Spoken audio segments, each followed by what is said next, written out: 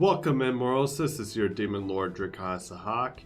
Here today, we are going to start with LB5 since it's finally came out. But before that, I just want to give a quick update. Yesterday, I couldn't stream yesterday due to the fact that my house was being shown around that time. Just to let you know. And currently, we did finally get an offer on it. I mean, currently we have a counter offer. We're gonna see how that goes, but most likely this place will probably end up being sold, and then that might actually have things for moving. There also might be showing tomorrow morning, which is around the time I would stream on Saturday. So there's probably not gonna be like a stream for Saturday morning edition. Just want to give you guys a quick update. Anyway, without further ado, let's get started on Atlanta. I don't know why we have full screen and then it's like goes like to this. Good morning, Senpai. Is your formal dress all ready to go? I know it's been a long 2 weeks since we got back from the Indian Lostbelt. Wait, this is only like 2 weeks? Feels like it's been like months, actually. But today, they're finally supposed to be finished making the modifications to the shadow border. And complete construction on the new Uterus is that has the shadow border at its core. I can't wait to see what it looks like once they let us back into the dock at 9 a.m. Well, that is kind of funny because that's where the time then.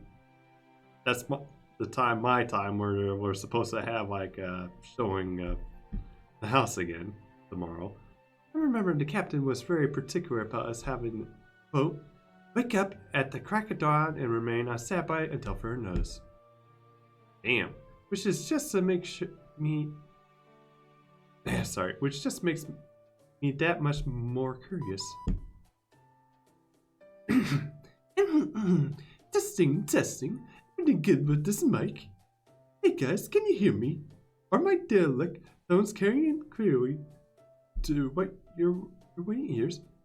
Come on, Parwan, Octavia, Chin, Ramdin, Elron, Marcus, Mendue, Director Gordoff, Mash, and last but not least, Draconic Sahak.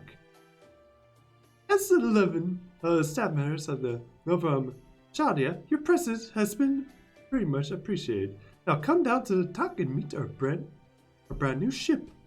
That's right, it's time for the launch of the ceremony for Captain Nemo's Nautilus. Good. Let's see what the new ship looks like. Hey! Thanks for coming to celebrate us.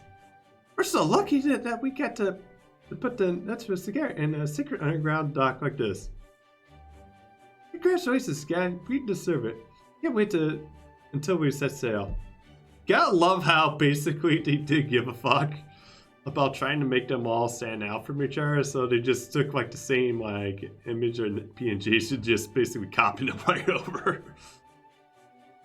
Although it's probably easy to tell which one's on what layer. Which is kind of... Congratulations to you too, Drakon Sahak and Match. Although I have to say, this one right here is like on the top, because I can tell because basically the places are on these two, and then this is probably on the third or the most bottom. You guys are going to be here for tomorrow's test voyage too, right? Oh man, it's gonna be so much fun. I'm worried if we can still fire torpedoes in the void sea. Master, you know why there are so many near Nemos there?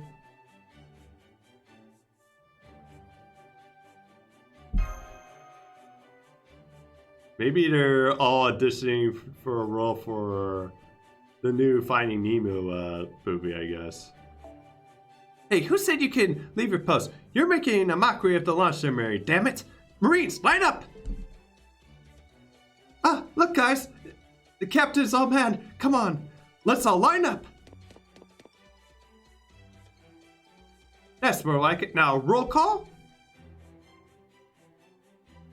Nemo, Marine, report for duty. I'm in charge of the deck, and I want you to request your requisition to make me a new mop.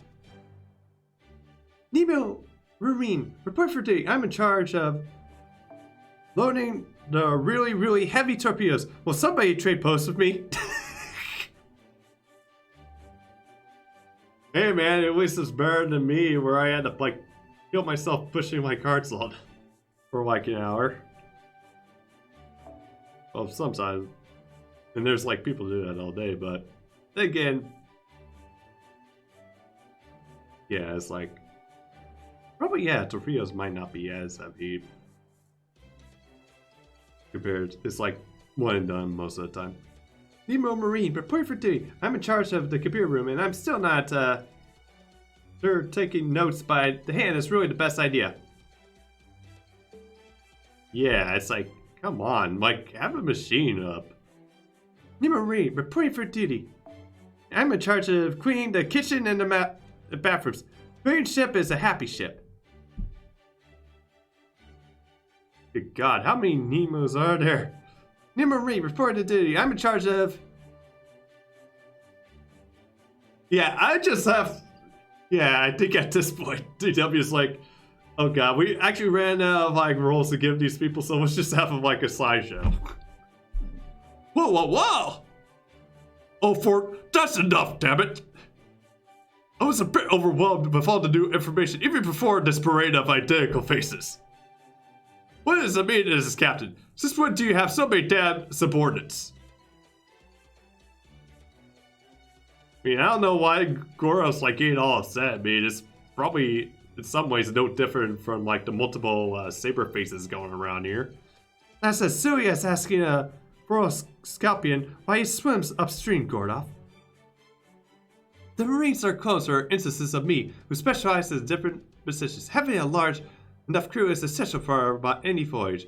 I didn't make the Marines for you guys. I made them solely to help with the ship. And the ship, for their sake, you could say that they're animated metaphors for my mental support structure. They're fully autonomous, possible alternate versions of me who... Thank you, Captain. I will take it from here. You have my many talents, but exploiting these clearly is not one of them. You see, the ability of Captain is used to make these clones belongs to neither Nemo the heroic spirit, nor Triton the defiant spirit.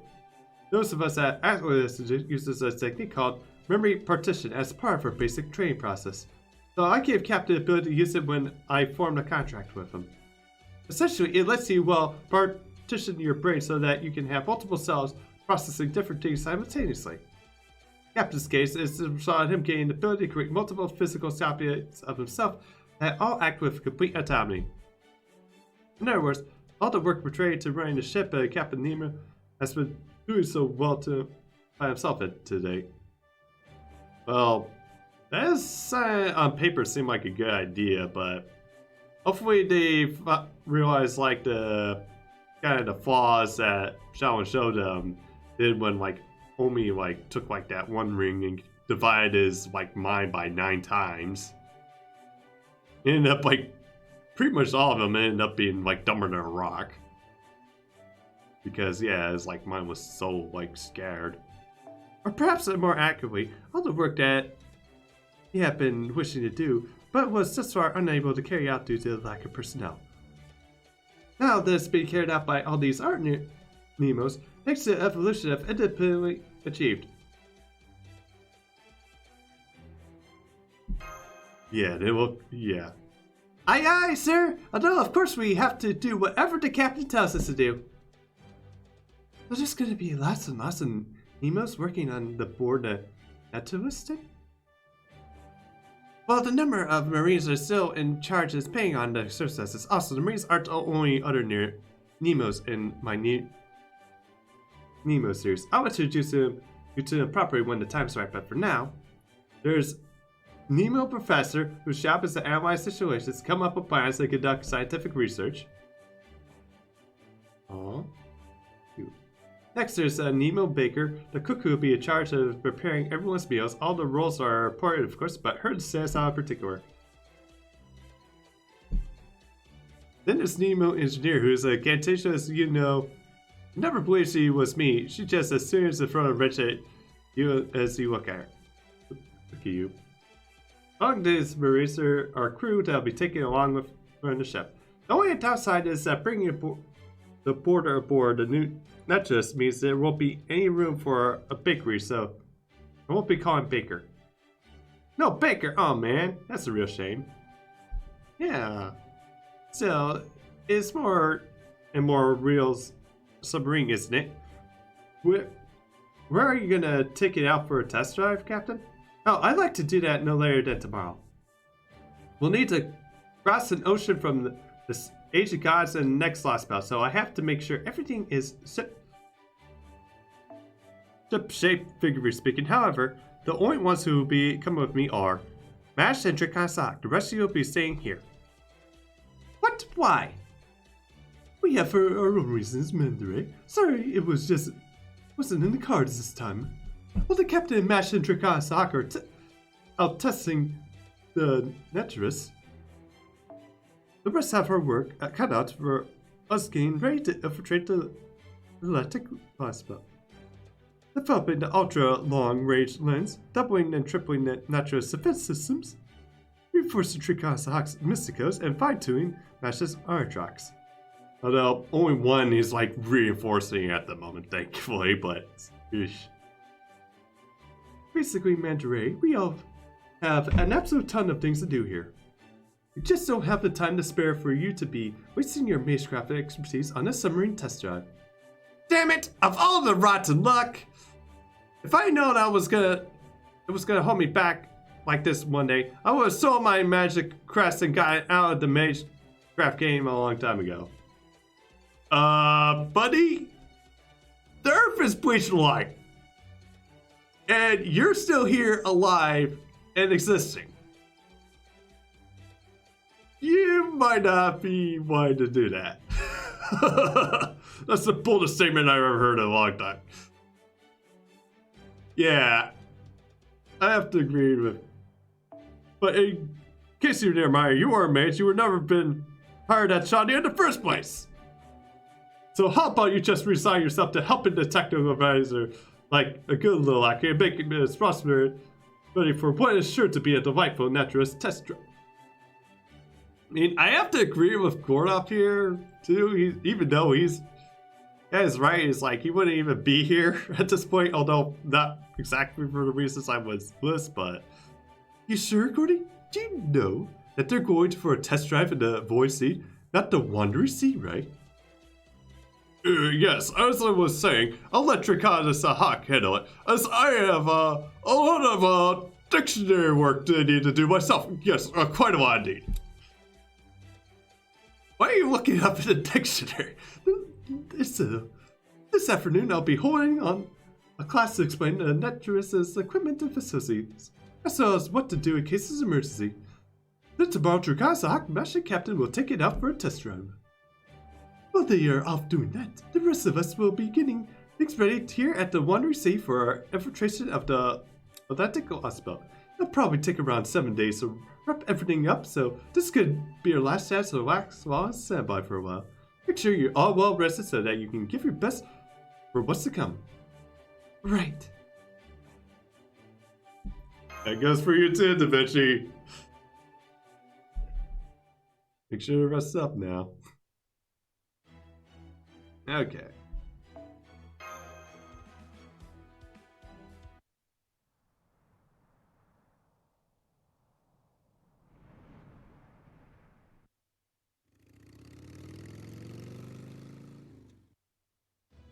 Right. Oh, it's this guy again. My journey is drawing to an end. It won't be long now before I arrive at my destination in the southern Nevada. Not that it will change anything once I get there. I certainly won't be gaining a reward for my trouble. Nor do I have a home to return to. Oh no, or enough who will be able to get me there even if I did. The only point of destroy I ever had was to get where I was going. Well, no, that may technically be accurate, but still it's not quite right. Let me be clear. I didn't invite any misunderstandings. When I say I don't have a home to return to, I don't mean that in the heart was cold blooded bastard sense. My home is maybe gone now, but it's still a reminder of remember it clearly. And as long as I have those memories, I'll never feel the pain of its loss. See, since I was born, I had the ability for better or worse to recall anything I ever seen in perfect detail. It's called hyperplasmia, although it's more commonly known as a superior biographical memory. My friends consider it the disability and sympathize with the drawbacks, but scientists consider it a gift. It drove me insane when I was a kid. At some point, it caused me to hate cities and people in general. When I grew up, I'd love to stay behind and started living a much quieter life out in a village near the mountains. As a result, I've only spent about a third of my life in the busy urban area, so I'm not really overburdened with memories of those places. Still, my memories are just as clear now as they are ever were, and I can see friends I used to hang out with smiling and laughing as if they were right here with me. Of course, that includes the beautiful scenery and the stars that used to twinkle bright all across the nighttime sky. Maybe that's why I couldn't shake my doubts about why this happened the way it did. Something just seemed off. I don't mean the Earth's surface being bleached white. I mean that it feels like something is even bigger has changed, but the way I can't put my finger on it. Whatever it is, I noticed that at different points during this journey, there was something different about the skies above Russia, Scandinavia, China, India, or wherever it was. They weren't the same skies I've seen before. There must be some other change occurring in places I'm not private to, or maybe there's some other humans besides me struggling to fight back. Maybe they're doing their best to retake this world, and this planet, this universe, and for humanity is even as I speak. Unfortunately, as intriguing as it possibly is, those places are much too far away for me to even make a detour. And I have a precocious little time left as is. Ran out of food yesterday, and my bike's not going to last much longer either. Again, once I reach my destination, my journey is over. It would be nice if whoever is causing these changes to take place around the world were to stop by the States. But I doubt anyone who's lost as hard as me and the rest of humanity has anything close to that kind of good luck left. Why do I get the feeling that he's gonna probably end up in the South American Lostbelt, whoever this guy is? I mean, it is still kind of a journey, but...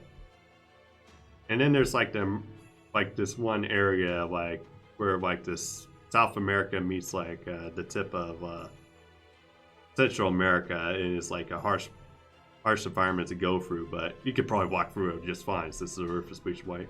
What a strange feeling. Even if this is the end for me in multiple senses, it still feels good to achieve a goal I set for myself. Why did humanity die out? Why did these alien invaders show up? Why did they conquer us by bleaching the Earth white? My heart is racing the prospect of possibly uncovering answers to these and all the other mysteries. I've arrived at the U.S. Air Force Base, now known as Area 51, the one place, only part of the texture on the entire planet that's managed to avoid the bleaching. Why did I did get the feeling he would probably also be here too, but since he said he was going to Summer, Nevada. The sheer secrecy surrounding this place lead to all sorts of rumors about high-tech experiments and training being conducted here, but you never know what's that looking at it all now. Not only are there no survivors here, but not so much as a single piece of cutting-edge equipment. Any seaplanes and armor tanks may have been here before or long gone.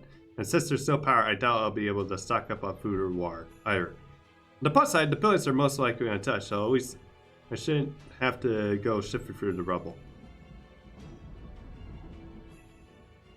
I can't believe it. Rain clouds cropped up out of here nowhere. I guess this means it's still ranged as the last area on Earth that hasn't been bleached away. Push away my excitement out to keep it from getting to bear me, and I began carefully making my way through the base. Well, we see you should be covered with the water now because of rain and stuff. You just need to probably collect enough. The rain clouds that cropped up into the skies overhead had struck around the whole area while I was there. I learned several things from my expeditions inside the base. Part completely cut off from the outside world. I wish I could have offered my own personal insights of what I found, but since I'm running well on both time and energy, I have to just stick to just the facts. The space did in fact contain an alien life form. Oh shit. 2018, subject E relocation. 2018, initiate subject E examination. According to doctors, they found this subject had flown to New Mexico in the year 2018. The craft had been piloting either burned up when it entered the Earth's atmosphere or possibly destroyed by the subject itself, according to the hard-written note, leaving the subject completely exposed up upon its discovery. The injuries sustained during the emergency landing left it critically wounded and near death. But by flash freezing it, the Air Force managed to preserve its life functions. It brought it to its base. All the records pertaining to the subject can be summed up to a single word: gruesome. The scientists performed all kinds of tests, experiments, and surgeries in order to keep this alien visitor alive. They conducted critical trials with different kinds of medicine. They tested every known substance on Earth to see how it will react. They observed the reactions and the correspondence to pain. They observed the reactions that correspond to joy. To measure its endurance, they stopped supplying it with nutritious, and then they tried burning it, freezing it, and melting it, and attaching it to it. Are you trying to save it or like kill it? You can't have it both ways here. They stirred its intestines around, cutting off parts of his body, measuring signals from the organ they thought was his brain. Performed all kinds of research, which could be called a very crystallization of human history on the subject while it was still living.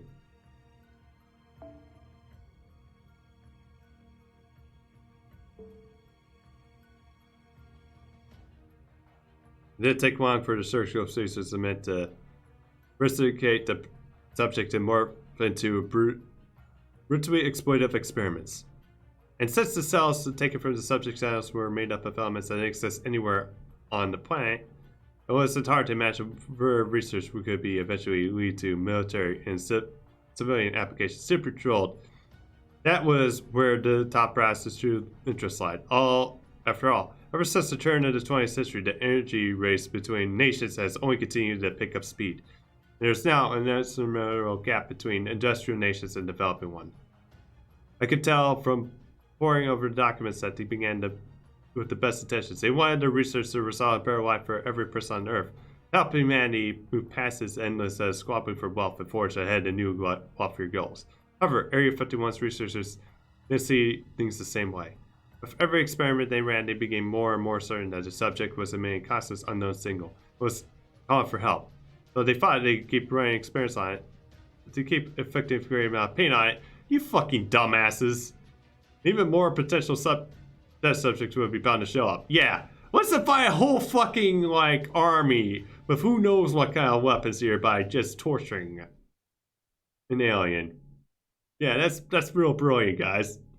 Thank you for basically, in a way, bleaching the planet white here. That's why this all happened. This wasn't a natural disaster, this is a man-made one. But is that truly the reason? Why do I know why these trees came here? Now I just have to confirm last thing. Was this the true cause? Was there really a subject E here at this space? I have to see it for myself. I have to do it before I die about malnutrition. It took me several days to discover that door. E, reference room, a secret area that had been built even further underneath the base's underground structure. Managed to open the door and made my way inside the sealed off passageway. I can already tell there's something here this is it. This is where I find the answers I've been seeking.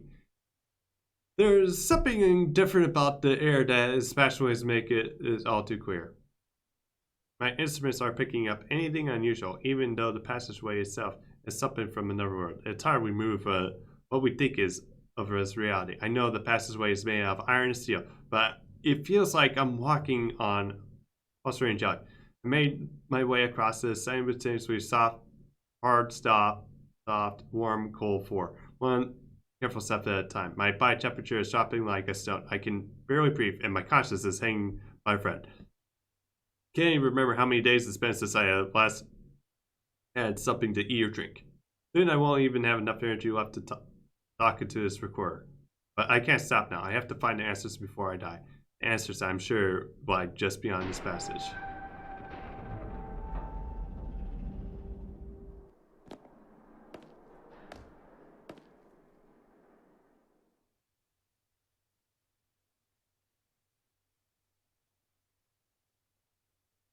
The only sound that escaped my lips was a quiet gasp of shock. It was the most retro room I could have ever imagined if I had known better. I would never have thought it was located in the middle of one of the most high-tech bases on Earth.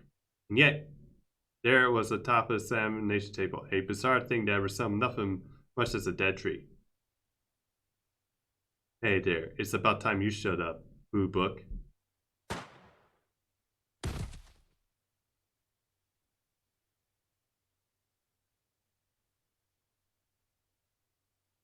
Blue Book? Okay, what the... Okay, guys, I'm gonna use the restroom quick and then we'll continue on here.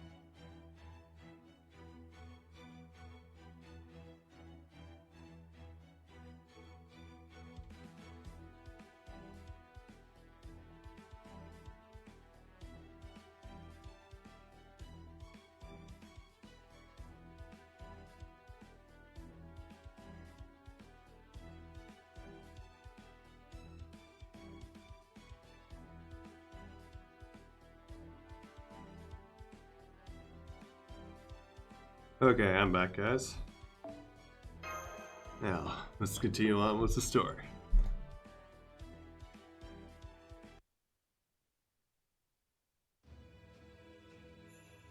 Ah, it's the numbers.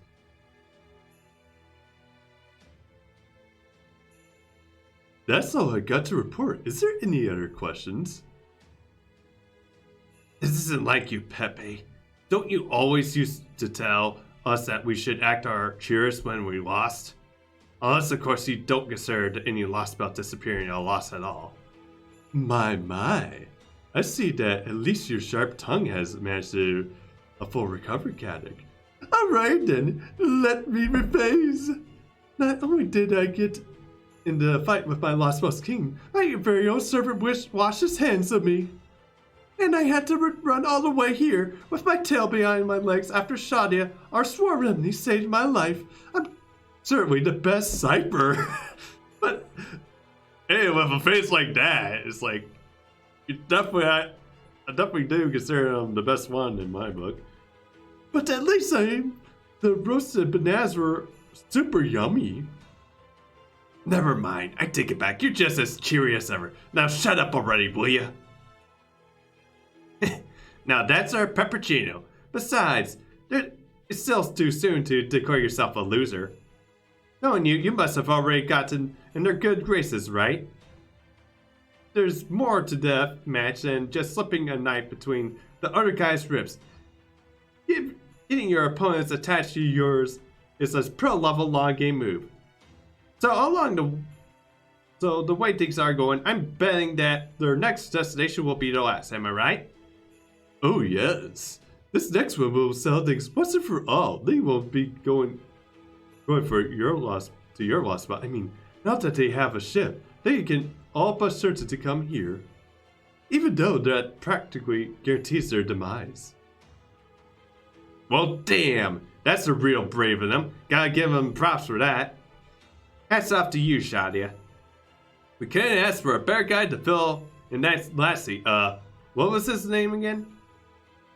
Who cares? Like it makes any difference to me at this point. Point is, the next drink's on you, Master What's His Face? You must be feeling real good about yourself now that you're strangled 4 innocent Lostbelts in their revealed creases.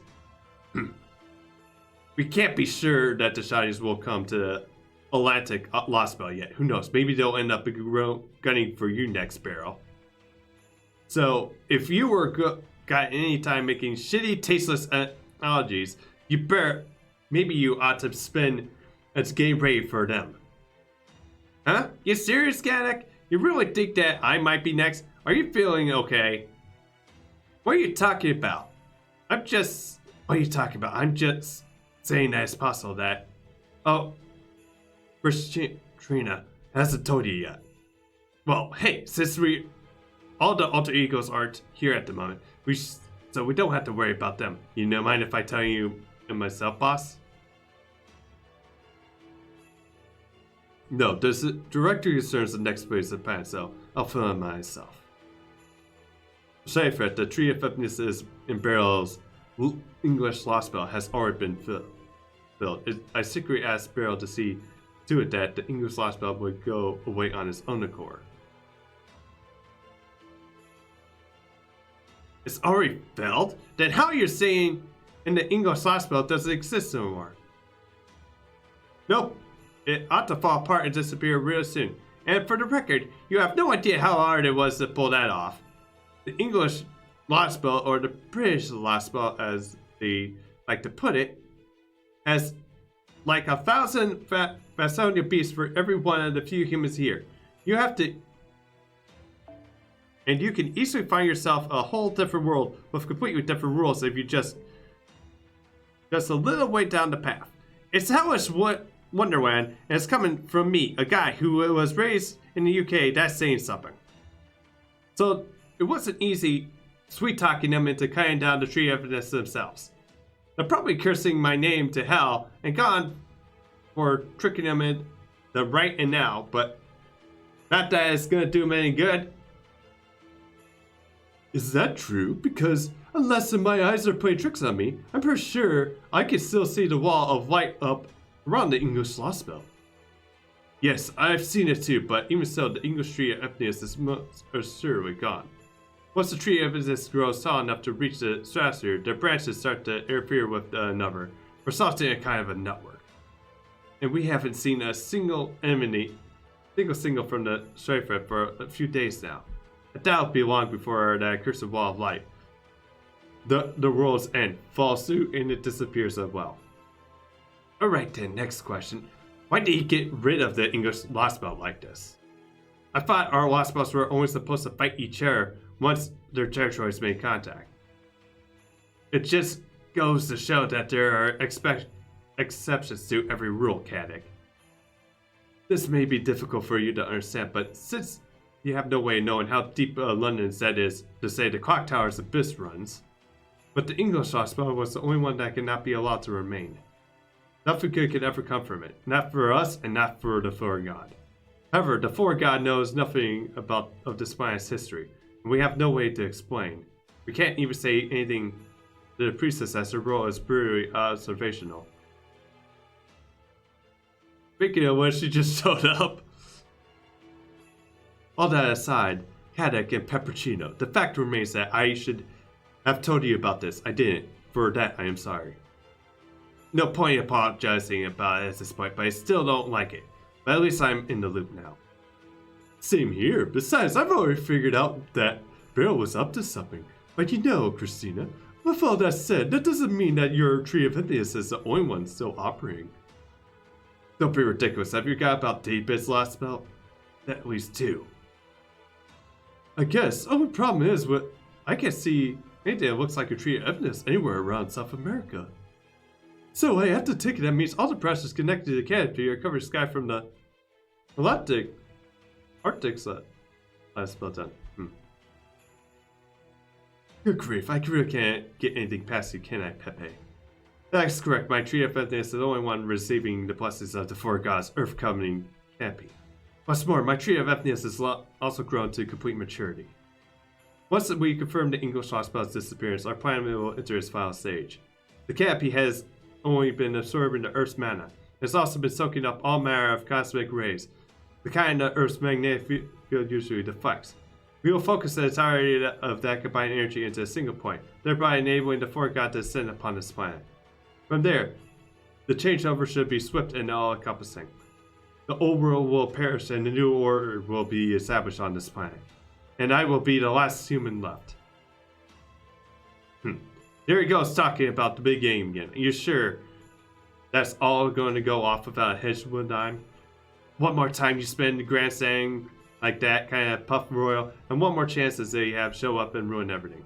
Well, I'm aware of that, Katic. Shadia has always taken advantage of their opponent's negligence and pride to turn the tide to her favor, which is why I send all the strongest forces at my command at the Atlantic. That's also why you haven't seen Canis here. I wasn't enough worried or anything, knowing you. I figured you would have your bases covered. So it would seem, wouldn't it? Then we might as well just sit back and see what Christina's got. In that case, I think it'll be keep mooching around here, just like Catic's been. How about you, Meryl? If you stick around the English Lostbelt.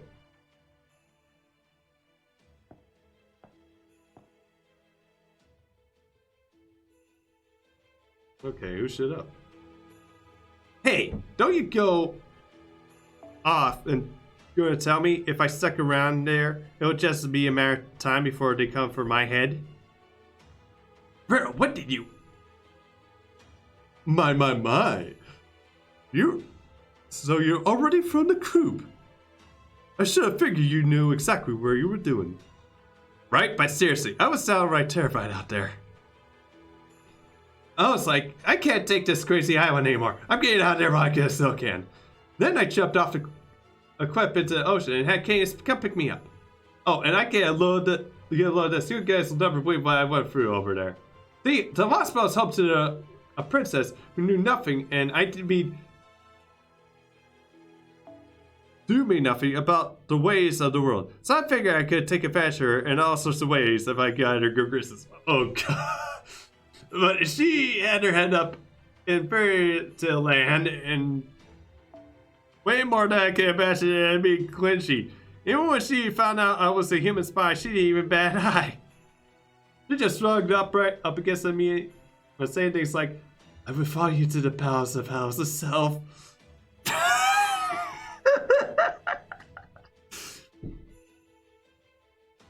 Yep. Looks like he's just did not take advantage of the cringy types. Although, there are some good ones, it's just, you have to be careful for, like, certain individuals. I mean, but then again, cringy people can be pretty complex. I mean, how stupid can you get? She knew that I'd ruin her whole damn nation and she didn't even care. How am I supposed to deal with that? It's beyond ridiculous. Take it from me, Cat. Don't go putting in moves on royalty unless you sure know what you're doing. Piss off. You don't pull that big brother shit on me now. Besides, I never put any moves on royalty again. I guess... Wait, again? You mean again, Katic? I had some experiences with royalty, then have we? Oh, I can tell this is going to be the best news I heard in forever. Tell me everything. Don't spare a single juicy detail. Yes, please tell us everything about the imp princess known as Anastasia. Like, forget it. There's nothing to tell you. Yeah, if you have anything to say, useful to say, then keep your mouth shut for once. Hey, now, you can't expect us to care about something like this, right? I mean, it's not like a romantic phase or regular thing for you. Guys, I'll see the issue. I mean, I definitely love Anastasia being shipped with you, man. Come on, Pepperchino. This calls for a change in venue. Hell, we could even get Skya in on this. Ooh, I'm so in. Hey, Ellen. How's it going? Also, how was Lostbelt 5 treating you? Right now, I don't care what in my cost to cook some juicy sweet tablets out of Koiskaya. Fine, go ahead and drink yourself silly. I'm going back to my room. Going okay? Yeah, on section 2, huh? I gotcha. No, I'm just started, so. And again, I actually saw that apparently someone's like already at the end of somehow. It's like, holy shit, dude. Which I'm guessing he had to probably be skipping like story and just do all the battles at once. Oh, come on, we're just having a bit of fun, Cat. Line up for a change.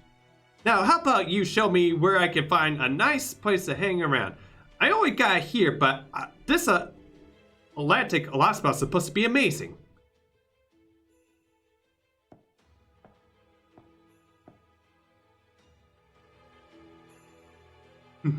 If there's any indication, then we shouldn't have to worry about Barrow for a while. Although I do hope the scent of blood will eventually wash off him. Anyway, let me know if there are any changes is going on. I might not be too useful, but I'm sure there's still something I could do to help out.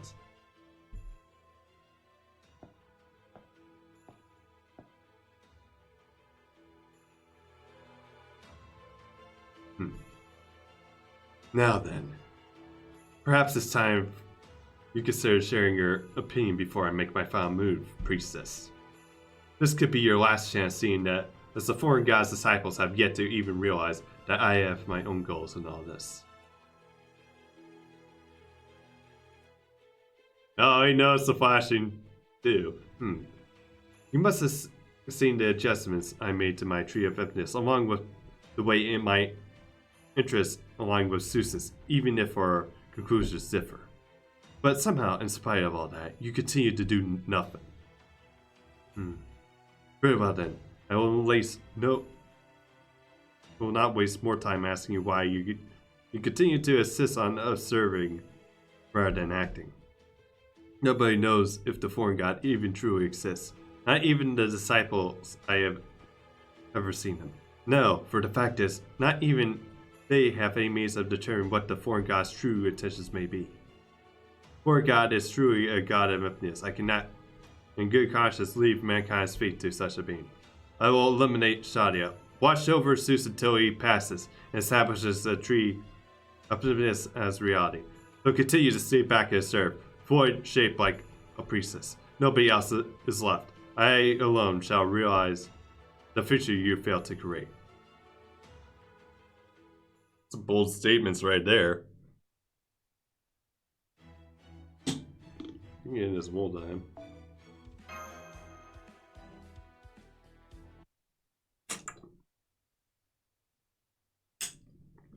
Okay. So it's 5 days after the test drive. I see you all here in the head of operations. Start time. Very good. Master Trikosak, service Masculine. So at this moment, Shadia will assume this first battle station, and I don't want to hear any whining about how we're starting this operation 2 heads of the schedule. Captain, report that the natural distress drive in the void space is cleared safely. So I trust you all prepared for a German oracle then? Yes, Director, we completely over our seasickness and are ready to begin an operation at any time. I'm sorry about this, everyone, but Gordov is right. The situation is dire. There was a change yesterday in the branches of the Tree of Atlantis that we believe now covers the entire Earth. These branches were previously circulating a magical energy between them. Light could not work, but now that they have been funneling that energy towards the center of the Atlantic, we don't know yet what this phenomenon signifies, but whatever it is, we can't be certain that this energy is being stockpiled for use in a large-scale magecraft ritual. Currently, the amount of energy we have to measure is already equal to that use of our Goetius incineration of Manny. While we are unable to serve the Lostbelt's interior, the Treg Magulus has already declared the disaster on a global scale. Therefore, I recommend this anomaly that this is the Atlantic Lostbelt's Tree of Atlantis be dealt with as swiftly as possible. Magecraft festival on the same scale as the incineration of Manny. Then that would mean, yep, the foreign god is ascending to Earth. Every data fragment we gathered up at this point is pointing directly towards an inescapable conclusion.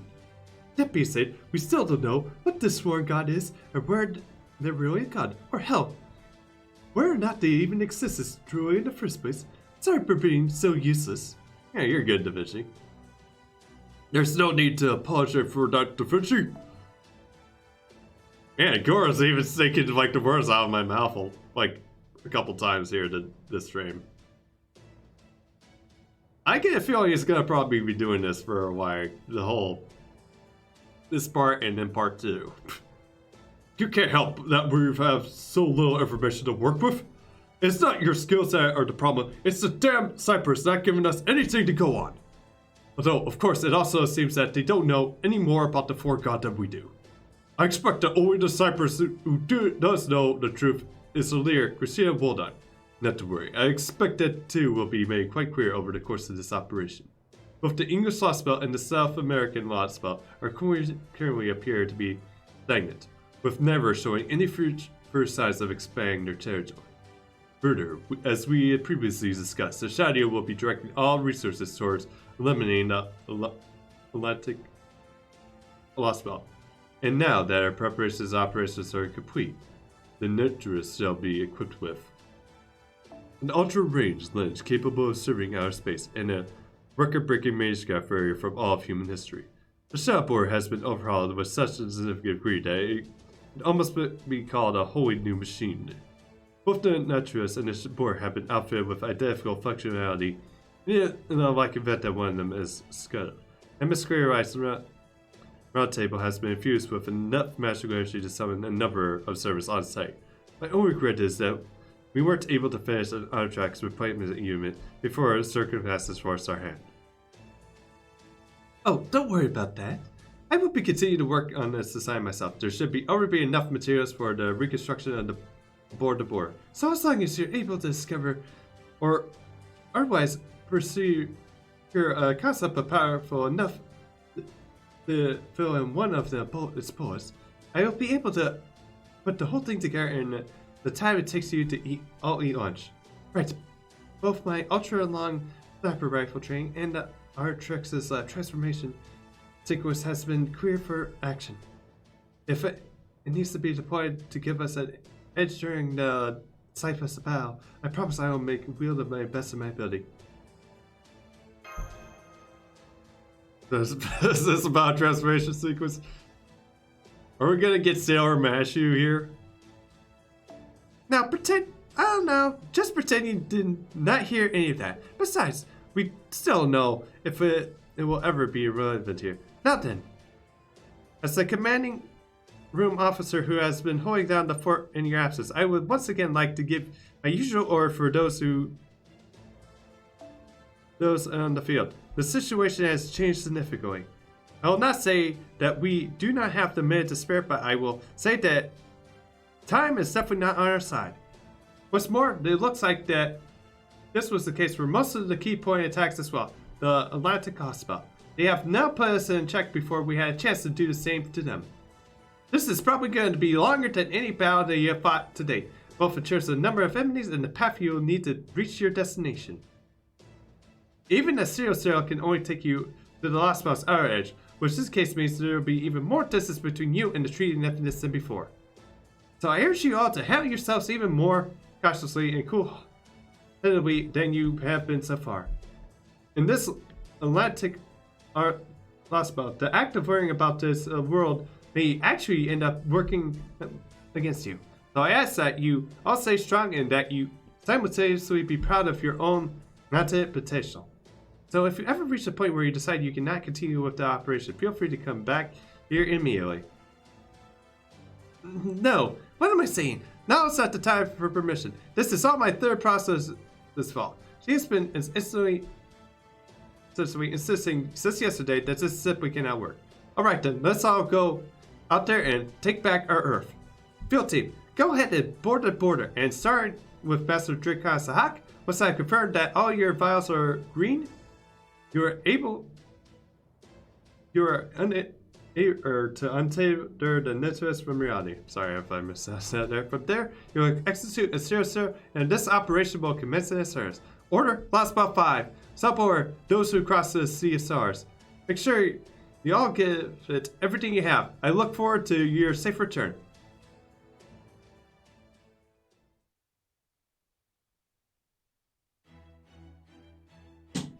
Okay, good.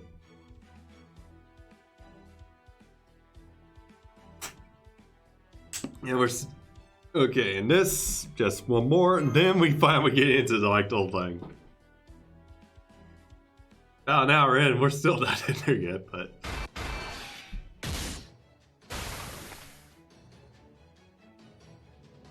it looks like this is as far as I go. I'm sorry, Dion. Oh man, not Dion and Samson.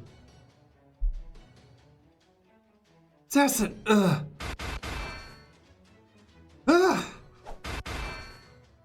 Come on, Dan. Don't let it up for a moment, and don't worry about what might happen later. This is the only chance you got. Pass off. I can't believe how tough his armor is.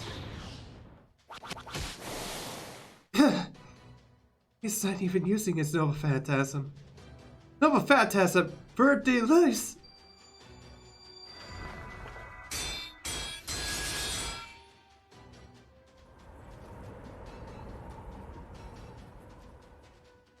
I see. A series of strikes that made the tandem with Lily-based illusion. It didn't even scratch him. What a joke. It's over, proper human history. We've destroyed every last one of your nests. It's not over yet. This started long ago, and it will end it long ago. Ah, you mean them. The Olympus alter ego will deal with them. You think that this will be over once they arrived. There's no path forward for you. Any future you may have had is gone. You cannot submit to us alive or propose us and die. Which will be proper here in human history. We will never submit. I see. Then death it is.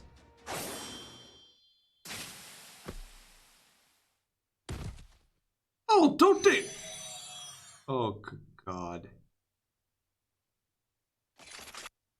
Okay, my first 4-star servant did not deserve to be decapitated like that. We found the Leon, sir. Good. This is the last one. Once we have used it to summon a servant, cause it to go dormant, we will destroy it completely.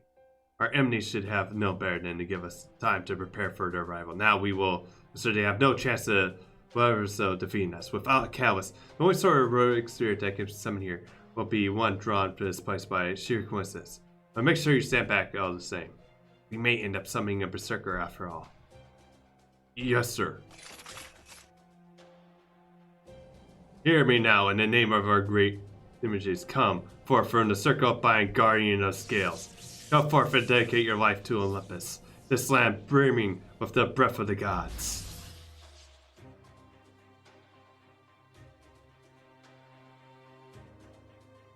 Where am I? Wait, who am I? Huh?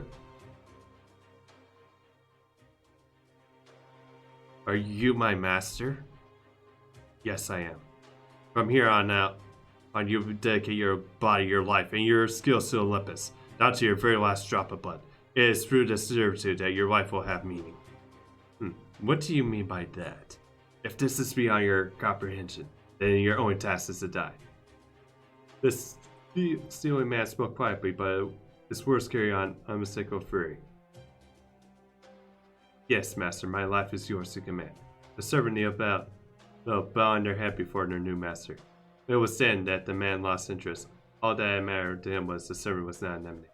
For his thoughts were already focused on the true enemy lying before him. Shadia, the invaders who would see our world destroyed. I will never let you reach Olympus. It is here in Atlantis that you will meet your end. None of you will escape. None of you will survive. I will start all you warriors stand. Prepare for battle.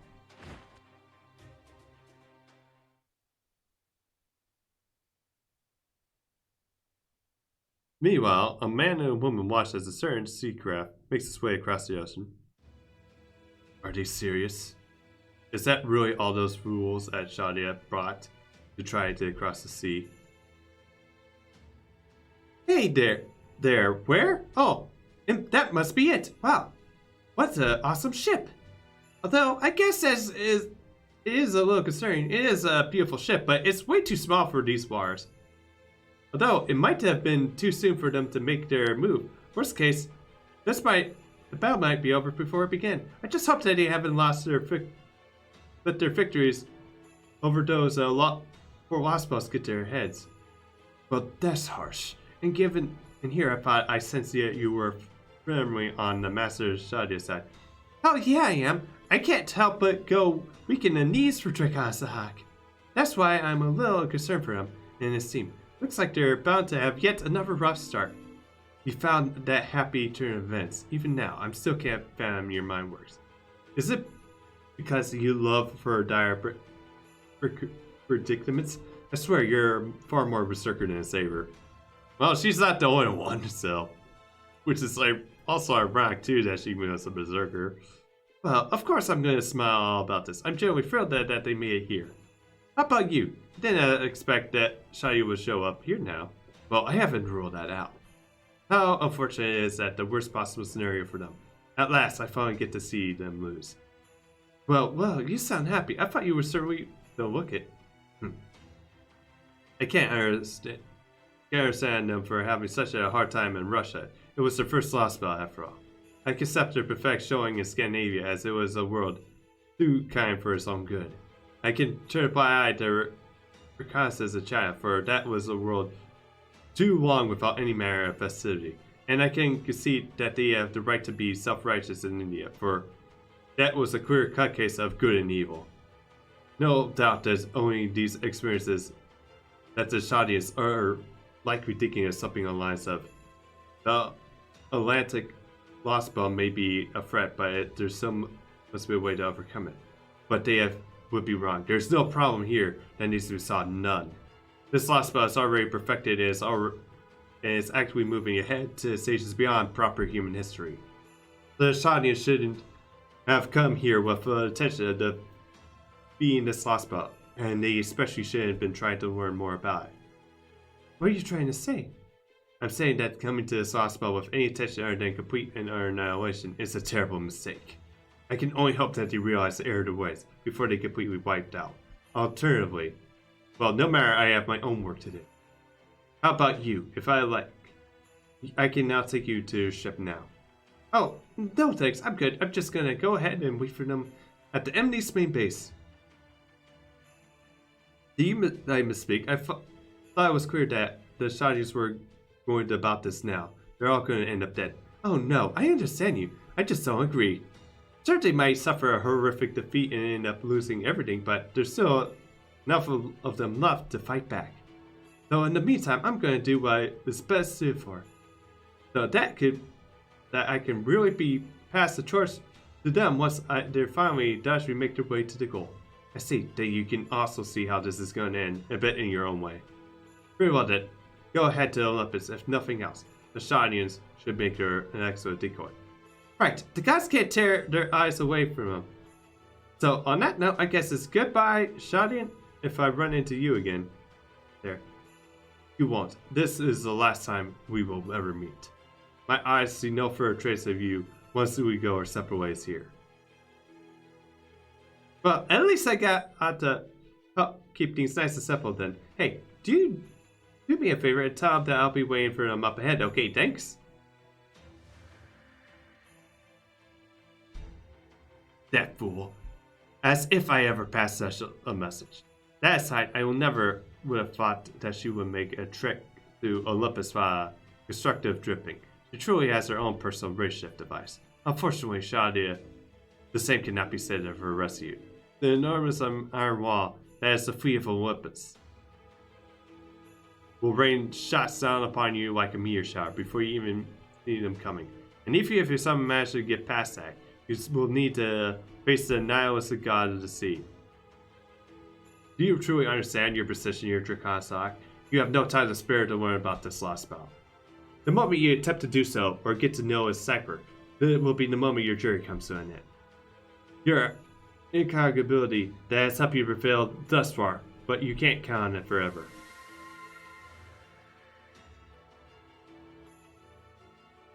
The Nicholas continues to make his way across the sea.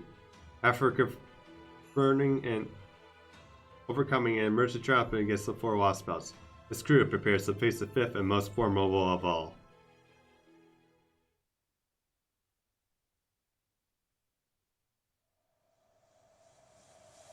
Okay, we're in. 12,000 BC, the ancient ocean of drought gods Olympus. The day to bring down gods.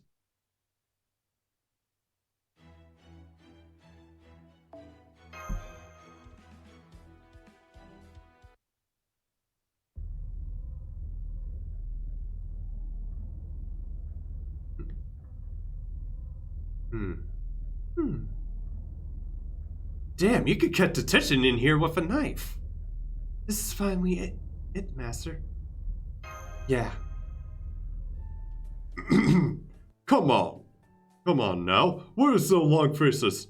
Given how obviously weak the effect the 6th and 7th last ones appear to be, this is shaping up to be our decisive battle. That's exactly it, Chubbs. Come on. This session's been making your Spencer tighten up as much as ours, right? Yeah, that's right. Those shows were just little you actually know about the world of Magecraft. Kidney pie.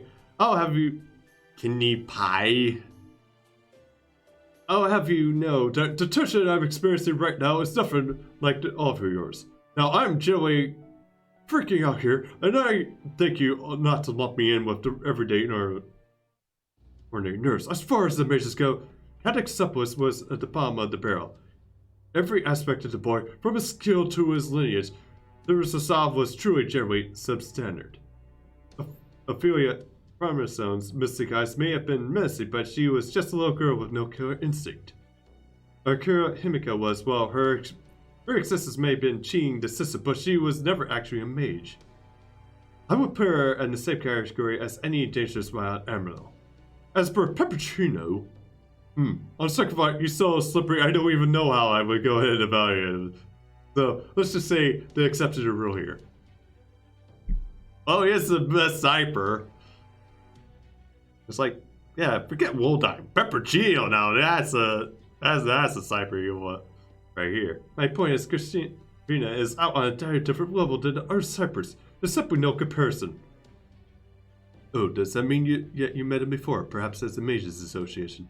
Oh, please. Well, technically, I suppose we do both come from equally distinguished families, but never mind that.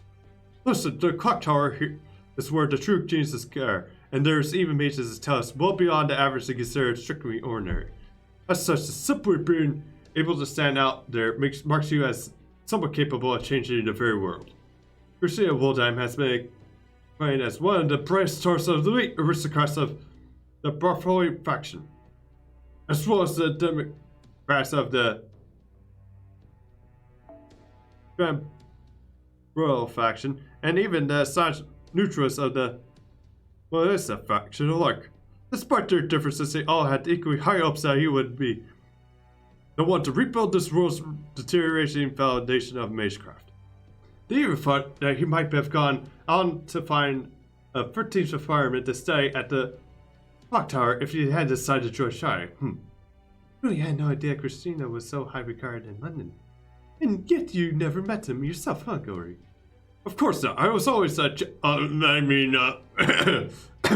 cautious about who I reached out there after all. And Christina received no earnest support from all the other successors of nobility, young men who were able to carry on their family names. You see, anyone from a mage family, no matter how prestigious, would never dare disobey their father. For them, their fathers, some of them who are genuine monsters, who have been alive for hundreds of years, are the most terrifying beasts in existence. And yet, even in the face of these wicked soul foxes from the previous eras of Magecraft, Christina was never afraid to speak his mind openly. My guess is that his confidence stemmed from the sheer superiority of Magecraft circus he had, circus that helped him go through his entire life without losing anyone. He always carries himself as though he were a king, as I thought he may have been chosen by the gods. He was both confident and idealistic, and yet secretly inhumane despite being both cool-headed and ruthlessness. He sat atop the records in all sorts of fields of the clock tower, many of which remained unbroken to say. So, remembering the feeling keenly aware of the talent and charisma of someone you're ever bored with, or your arts peered over him, well beyond the concealed pillar. Or yet, I can see the taboo of I bet he was tearing at the handkerchief and glaring at him. The director's right. Christina was a bona fide genius who excelled at serving anything. It is true, my grown-up self has memories along those lines too. And they are telling me that while I was definitely an unparalleled genius in every human endeavor under the sun, Christina was an abominable genius when it came to magecraft. But David was a genius. Oh sure, he is too, just from a different sort. Again, these memories belong to my previous self and directed with A2, so I can't very passionate about them.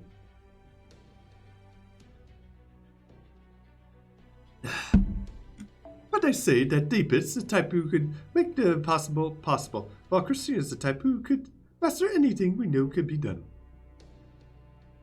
So while it's not like one type is necessarily better than her when it comes to being a leader, I have to say being able to put together a full program like Christina could be the way to go.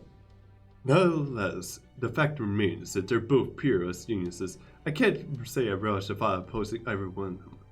You can say that again. Maybe if we're lucky, they'll underestimate us and let down a guard. I don't think we can count on that.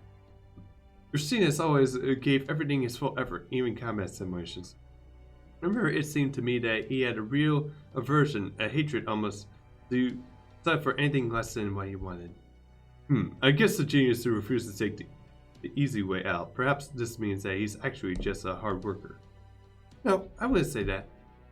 According to Shadia's records, Christina lived a perfectly ordinary life during the time there. If anything, Kadek worked way harder than he did. He spent dozens of hours training for every one of Christina's. Oh. Anyway, that's pretty much all we have to go on. I think it is enough of Christina's equation. We may not know exactly where we're up against, but wherever they throw at us, we'll be ready. We use every last bit of magecraft energy resources we accumulate to get us to this point. Now, thanks to the Nautilus acting like the shadowboards our lair, the crossing of the ocean as proverbial was a walk in the park. That was even comes close to what the Nautilus can really do. Understand your disappointment. I'm afraid the shadowboard's safety is paramount in importance. Quite so. Without these manifolds battlefield spells, the energy that let us use magical energy to propel ourselves through water at high speeds, and the Atrax phantasm serving as our natural route. We should be able to cross bodies of magma if we were so inclined. Of course, the naturalist and I have seen that all I can handle energy, but I would like to avoid damage to the ship if we can. Hello, this is Shan. I'm bringing you loud and clear. I made sure you all have as much food and drink as the board can possibly carry. This is, without exaggeration, the best we are able to do at this point. If we fail without all this going for us, I will never be able to look you all in the eyes again. Oh, not to worry. If we do fail here, at least we won't have to concern ourselves with next year's budget. The smartest thing to do now is to use everything we got to let us the rest sort it out later. I do hope we can find a ley line and summon more sermons soon. As the thing said now, we don't have nearly enough in the way of fighting the forces. Come now, Gordo. You know why that is just as well as any of us. Given the battles we fought in our last battles, summoning service on site give us as much better odds. Besides, Master Drukasa can only form temporary contact with so many servants. I'm afraid you're just gonna have to sniff out the weapon as you can now. Okay, we're about to reach the storm wall. It might have been improbable for a shopboard to prior to its upgrade, but now things are different. Activating imaginary Omni-X Phantasm. Lostbelt phenomenon identified. Naval ram and simulation successful. Interior from reality. Void space drive penetration mode. Zero sail. Unfurl.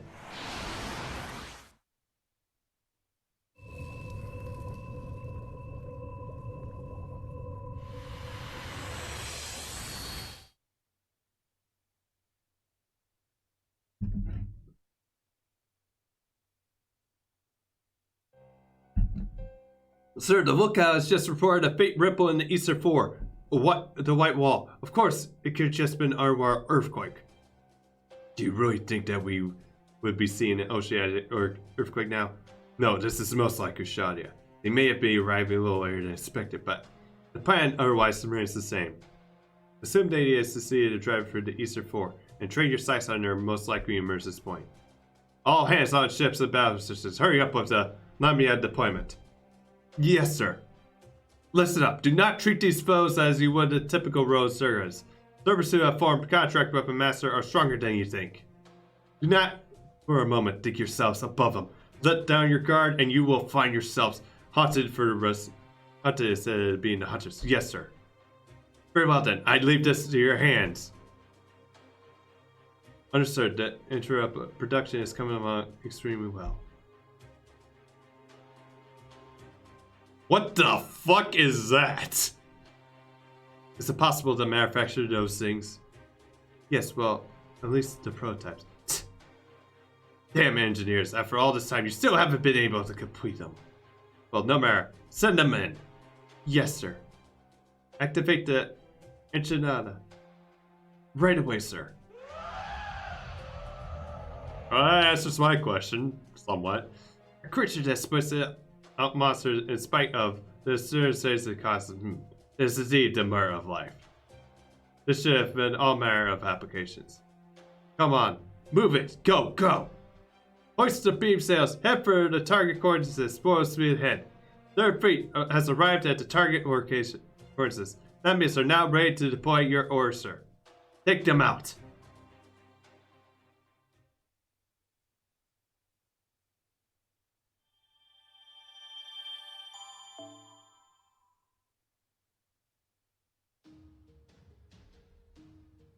Okay, now we actually can see this thing. Oh! And that's a big tree. In comparison with everything else, I think this is definitely the biggest tree that we had for a Lostbelt.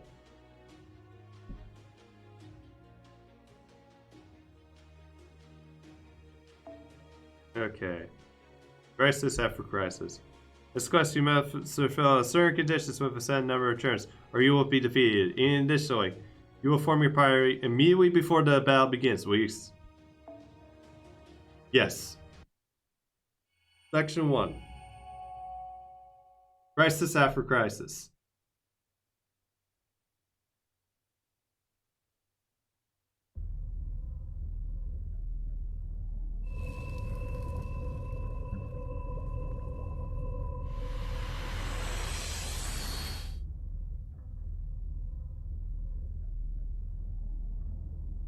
Zero sail complete. Returning to reality space now. The outside ocean is ice cold. I hate to say it after we just arrived, but we already got our work cut out for us. All hands, let's keep a tight grip on this situation. Then a blue-ringed octopus says on its break. We need to be able to respond at a moment's notice. Right, I was hoping I could wait a little longer until Shion finishes reworking my equipment. But it looks like the circumstances will allow for that. Nope, our future has always been hanging on by a thread. So we're finally headed for the Atlantic. Just the sort of civilization could these people possibly have built there? I'm afraid that is all but possible to say at this point, given the fantastical feature of this world's history. All that remains so, given that we are dwelling with a kind of a nation that none of us has ever seen before. I expect the truth of the matter will be more difficult to pin down than a passing mugger. However, there is one thing I can say for certain. Greece is home to one of the most famous and influential mythologies in all the world. The gods of Mount Olympus. It is here for highly likely that they have had a strong influence on this Lostbelt. Atlantis is currently thriving much more than any other Lostbelt on Earth.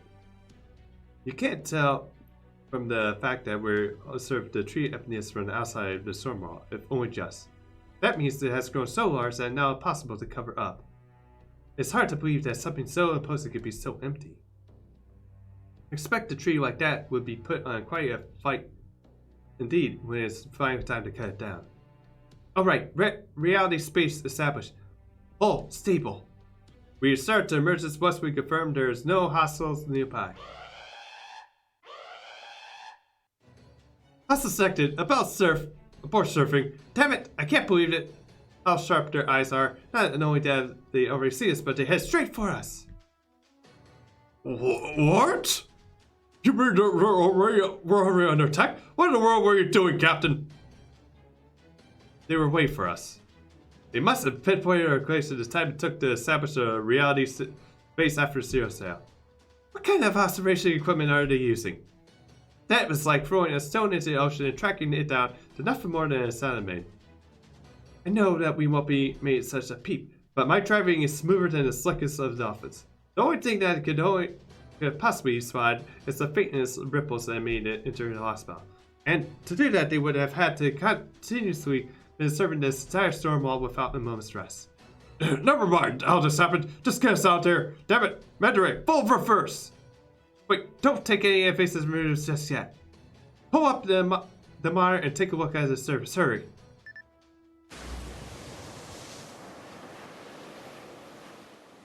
Yeah. Get back in the fucking water. What are those?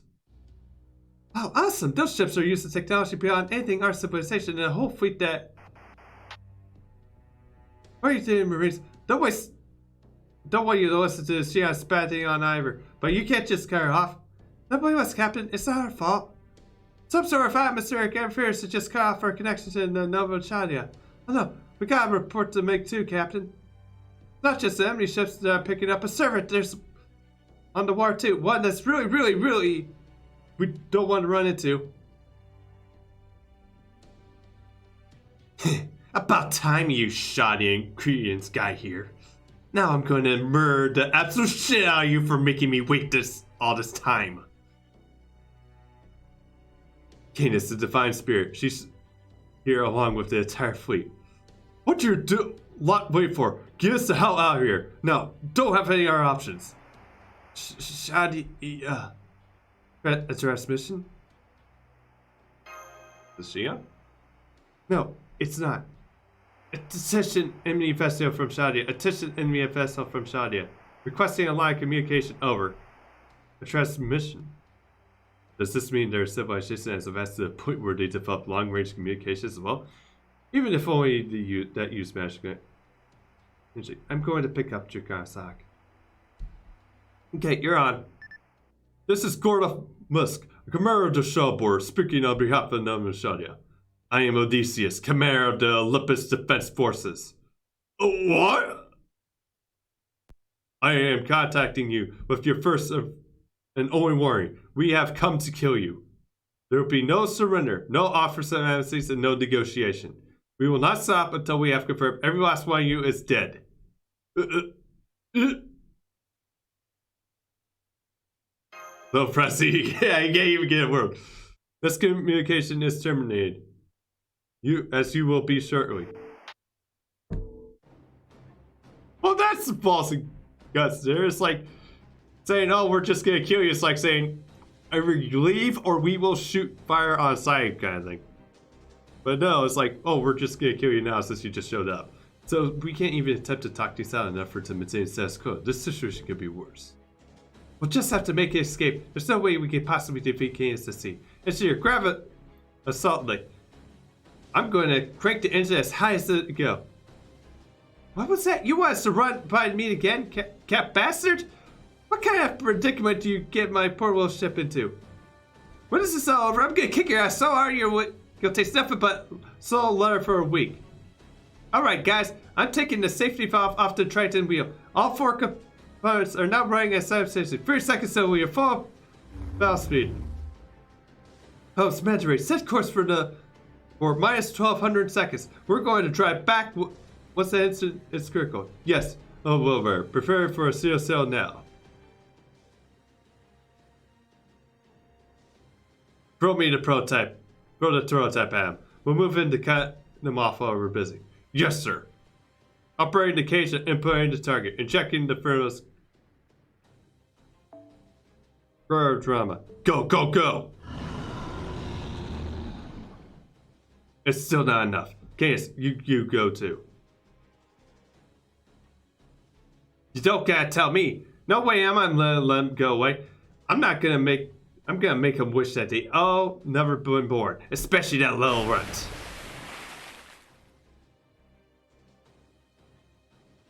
I see that vessel of theirs smells of trident. They do the sins of the parent that visited upon the child. Although why did Beside would bar to create such a dull familiar bonds is beyond me.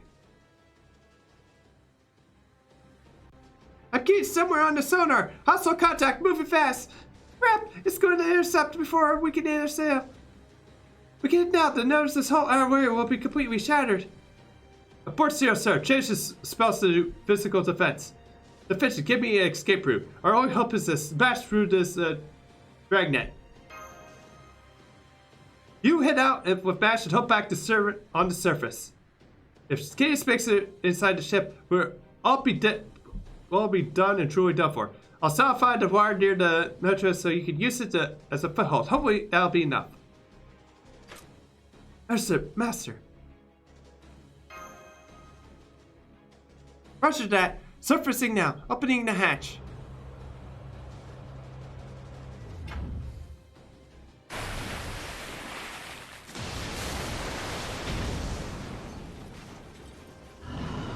Holy shit! Is that Cerberus as a freaking mecha? It's a completely new type of enemy. It doesn't match anything in the record.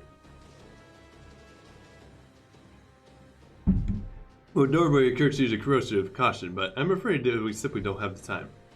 Those who other ships are making their way here as we speak, and if we take too long, they'll have us completely trapped. Right, I'll be as careful as I can. Engaging now. Awaiting your orders, Master.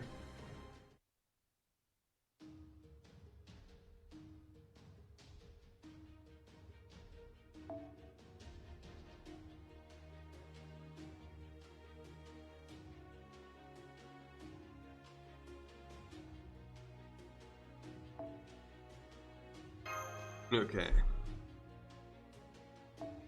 Like music, guys. And then what I'm gonna do, we're gonna switch it. See if find a berserker with a berserker.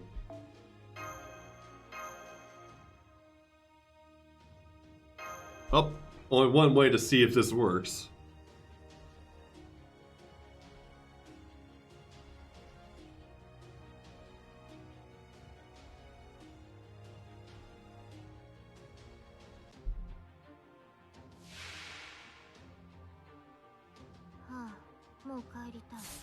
Eight turns left. Increased attack, increased damage taken.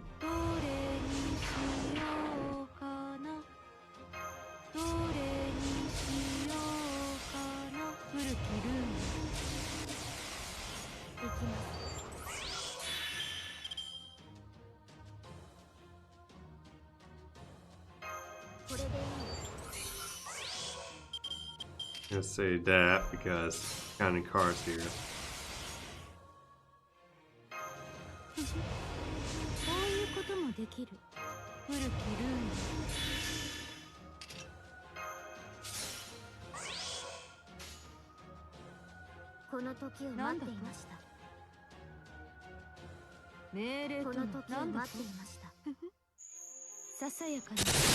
Okay. That actually did a lot of damage there.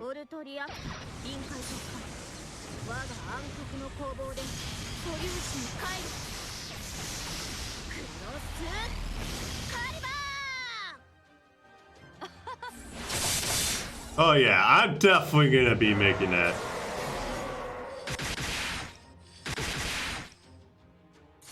I'm definitely gonna be making that goal here.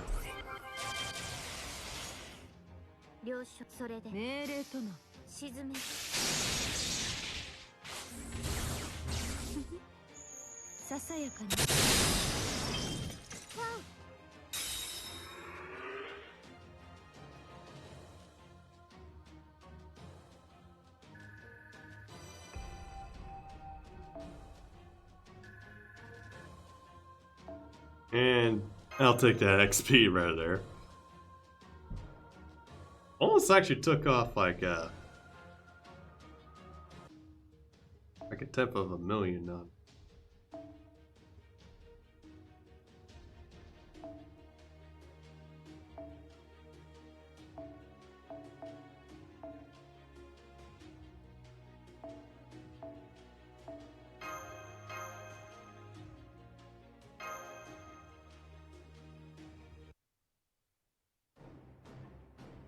What in the world is that thing? How's that so strong? I can't get a read on it. Our scanners have been deflected or something. All of our stats are showing up as unknown. If our instruments can't even measure it, I think that means it might be a divine beast.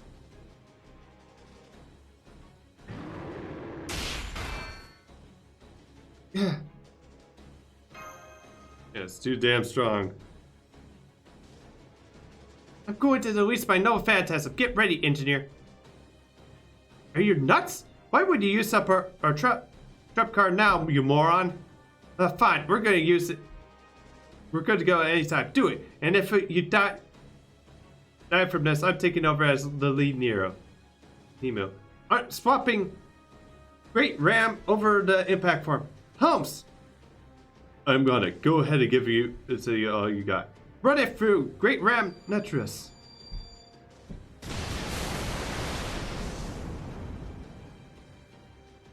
Good, the ram struck dead on. It's still alive, damn it. Yes, but you did manage to slow it down. Now it's your chance to escape. Both for you, get back in here on double.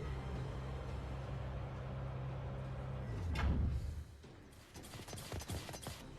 so sorry I wasn't able to defeat it. No need for the apologies. In terms of pure destructive power and its durability, that thing is easily on par with the highest rank of servants. Right now, we just need to get as far away as we can possibly hold it. Right there! Magnify!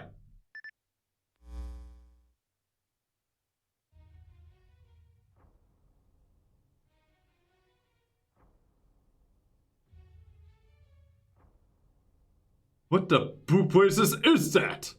Holy cow! The magical energy readings are off the charts! No wait, that's not the readings themselves. It's a sheer number of fluctuations I'm seeing. That thing is fluctuating fast enough to turn a human into a mummy and then back again in a blink of an eye. There appears to be something moving in on this abnormal region. It appeared to be lamias and chimeras, fully grown to boot. You mean there's some perfect monsters? What the actual hell? How? It's more than it's doing at great speed. It would seem that they were dealing with the mother of all monsters, in a very literal sense. Now, the monsters are headed this way. Faster! Let's do this, match. Right. Yeah, we just keep getting out of the fryer and then into like the frying pan, and then now we're back into the fryer and back into the frying pan. I mean, crisis after crisis definitely does pretty much fit everything.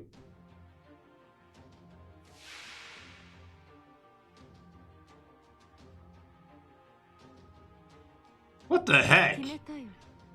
Even the lamias are all, and the chimeras are all nice and shiny.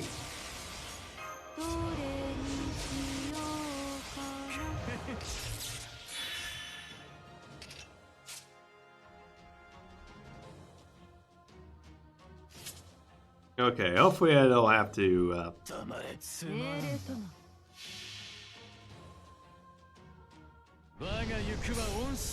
if I didn't have to use like the defense down here.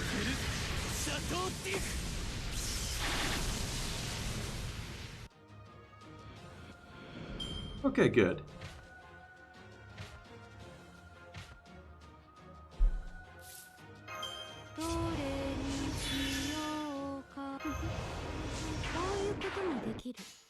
Origin Lamia, Origin Chimera.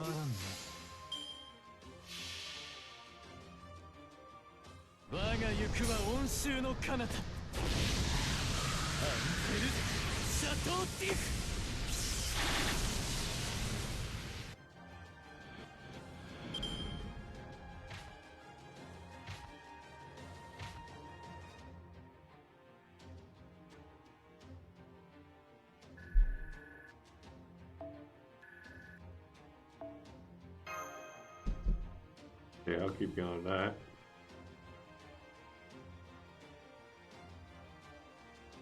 Okay, I'm going to use the rest real quick, and then we're going to continue with the crisis. Be right back.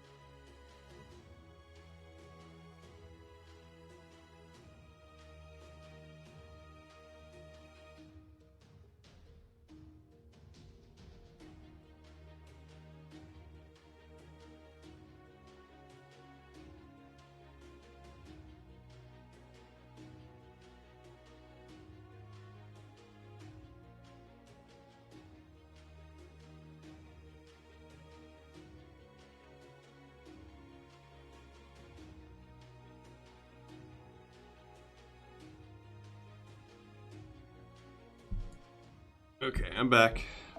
Okay, we're getting the quest first, then we're forming our party. There, we got the lull between the waves. Now's our chance.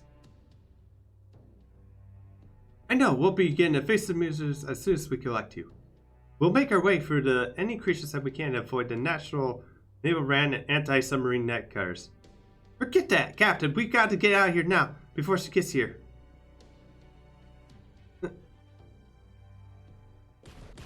To the way, it looks like she is. There, above us. Damn, she can really stop through water like crazy. Ugh. Mash. I'm okay, although that Wimpo was so powerful. Who are you? Why do I even bother telling you my name now? Besides, I've already exchanged the presidency into Scandinavia. Then again, as I'm already enjoying that terrified look on your face, so why not? You wanna know who I am? Fine, you got it. My name is Canis. I am the divine spirit. I am the lightning that tears the shitty ocean apart. I'm also Christina Wildeye servant and the envoy who's gonna to end every last one of you. But hey, I'm sorry. I didn't mean to be mean, but I'm actually really happy that I get to see you look like this. Between Russia, Scandinavia, China, and India, I figure you all would have died before getting here. Now, I was sure of it that I've already put you out in my mind. But then you showed up like the pack of morons you are. Flying by the seat of your pants. Now I know that it feels like the burst of gut life, and you got to be worth destroying just as much as that fake ass trident. So, hey, do your pick. What will it be? Scared alive or torn limb from limb? Everyone is fine by me. All I want is to hear you scream for mercy.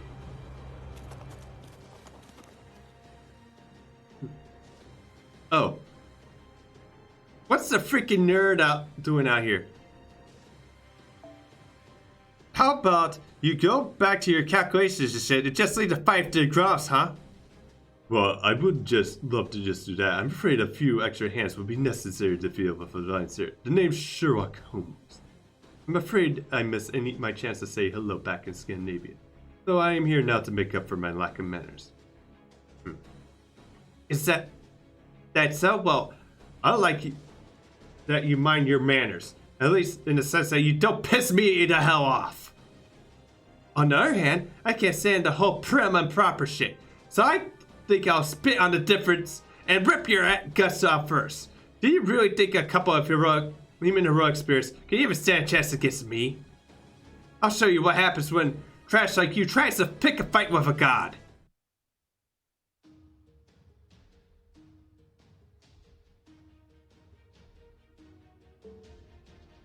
Certain members only.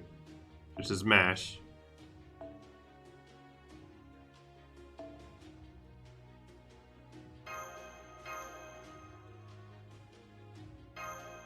And everyone else is like MP5 here. Like, I wonder are they actually gonna increase the MP level for Mastery? Just give her like her last 2 MP levels. ダヴィンチちゃん参上。今日も元気に始めちゃおう。オルテナウス、疑似リンク開始。前に出ます。Yeah. Oh well, Holmes here. 新名、凍結展開。Oh wait, I could have used this MP to charge. 多くの願いを受けた幻想の城。And again, it's like been a while since I used them, so.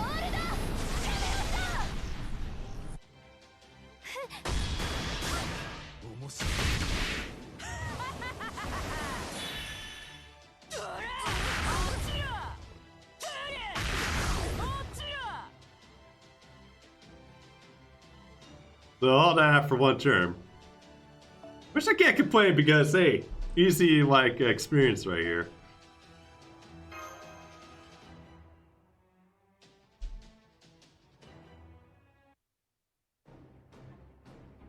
I had to take a lot of weak accidental fantasms to the face before, but yours is true. It's by far the most irritating. Ugh. Holmes. None of your attacks work. Is that due to Canis' no fantasm, or perhaps the type of authority? Perhaps the captain was right. It may not be possible to do such a much as a scratch the chaos at sea or rare on the Greek god's own ocean. Yeah, that's right. I'm immoral when it comes out to the sea, just like how I made. I didn't ask for that, although you can thank that piece of shit up beside for it. I would have been fine with just my lightning. Anyway. Time's up. I say this for use. Ronnie, at least you know how to defend yourself. Alright, I'm gonna go pub back just like Odysseus planned. I was looking forward to beating Master Shadia and his fake ass trying to death with my bare hands. But not enough to risk my own life.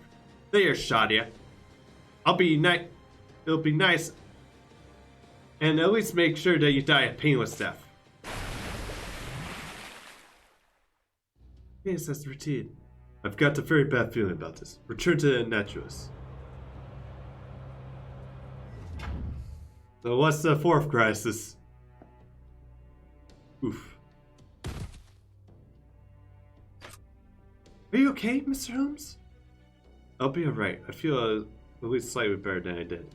After my encounter was figured after all. Then again, suppose it was only able to handle the spirit thanks to my expertise in the Zeonic sword. At any rate, if I might a way out of the situation is still the most urgent priority. Let's hurry on to the cockpit.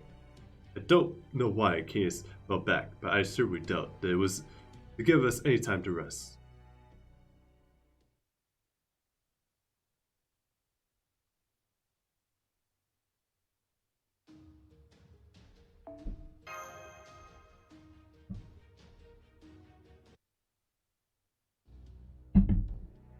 And we're back. Good, all the crew members have returned safely. They're merging the naturalists now.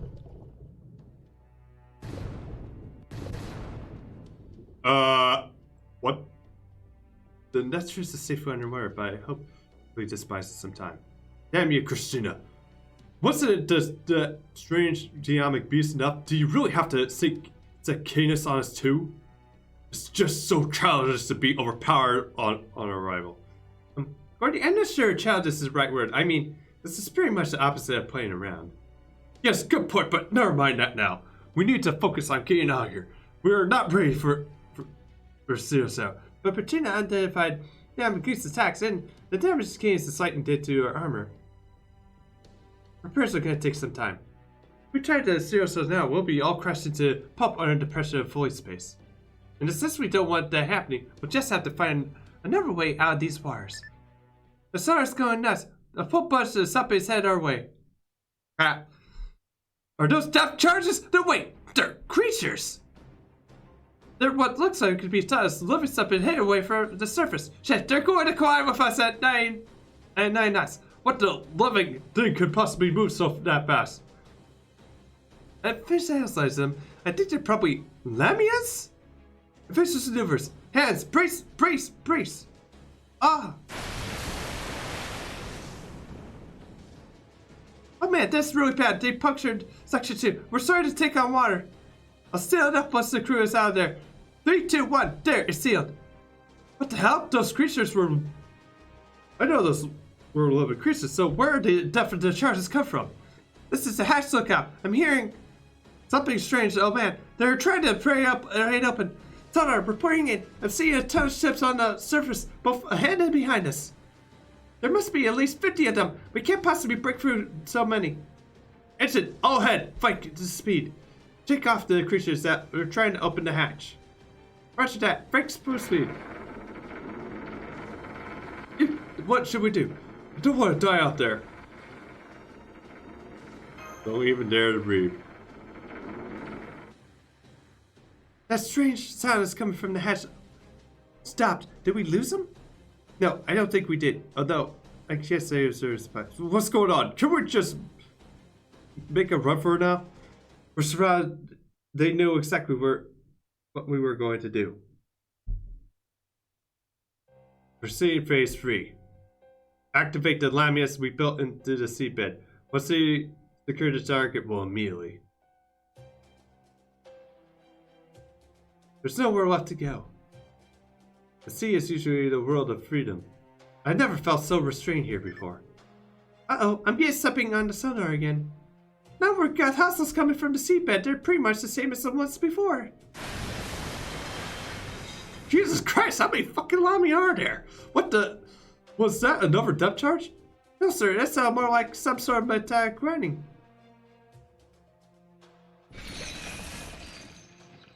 Engine status. Are they still functioning? That's like an anchor. No, sir, they're all tangled up in something. We can't move as so much as a centimeter. We can't cut it off with these anti-submarine net cutters either. The only way we can get it off is if someone goes out there. Does that mean we're going to crush us to death? Would it be better to dash it all and risk the steel sail? Still need a bit longer to prepare for that. They're not going to give us any time to react.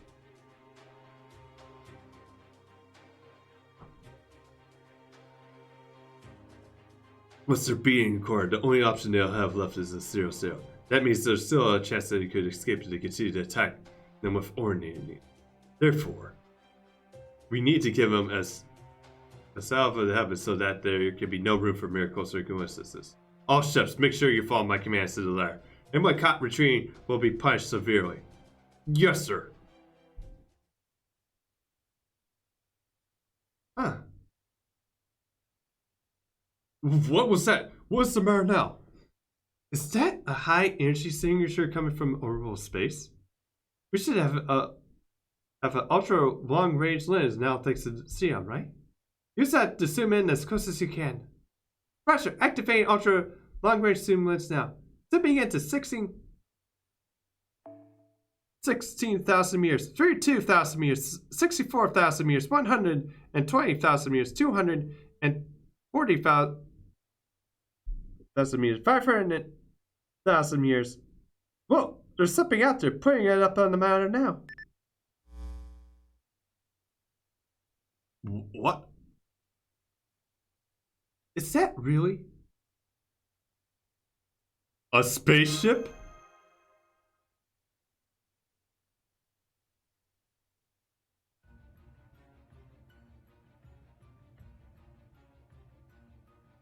What the heck kind of spaceship is that? I assume this is orbiting directly above us at the moment. That is what it looks like.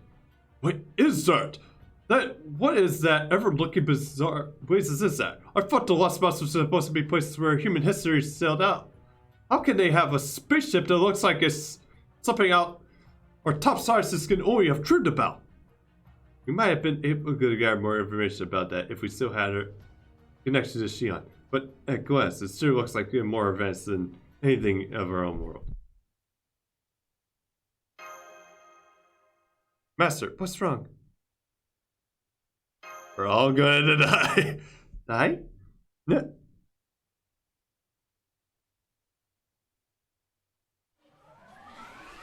Oh shit! In order to save the pangs suspend in the hazy darkness of space. Hostile enemy detected. Authentic request confirmed. Verifying the target coordinates of ground level if you're sonar. Ready for campfire on the target location. That's it. Ortura. We'll never be able to evade despite conventional means. Professor, allocate resources to maximize defenses. Understood. Activate battlefield spells. Authorize the code L. New Moon. Activate battlefield spells 1 through 60. Spiritual to source the spell at maximum depth. Good, but don't fall behind on those zero reparations ever. Here it comes.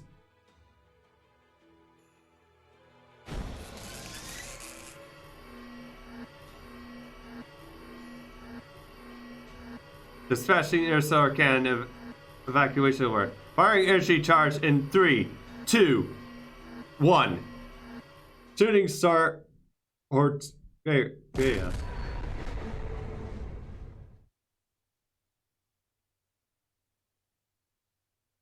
Light converges on a single point, transforming an enormous arrow. Now it won't be really called an arrow. This was a weapon designed to shoot down intergalactic vessels. A weapon created to tear through entire planets.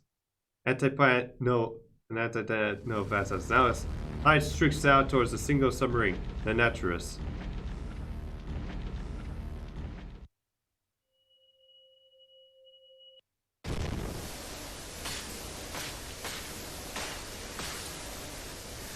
Battlefield spells. 1 through 60 have been destroyed. Spiritual distortion spell has already been rose at 2% to capacity.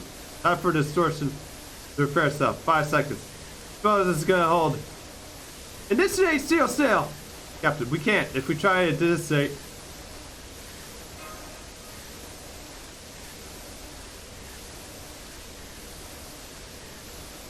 Oh, we don't have fucking much choice now, do we?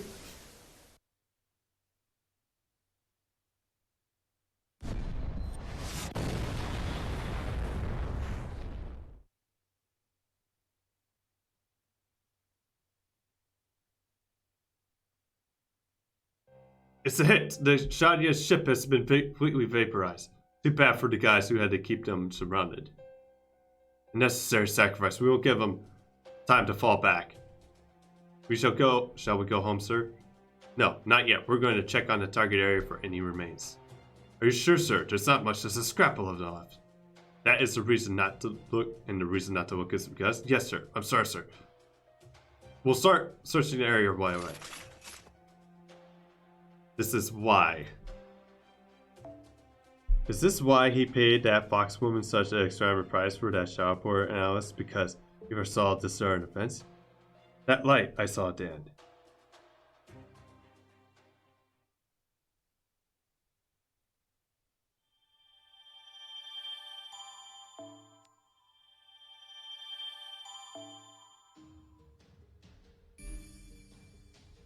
It's the island.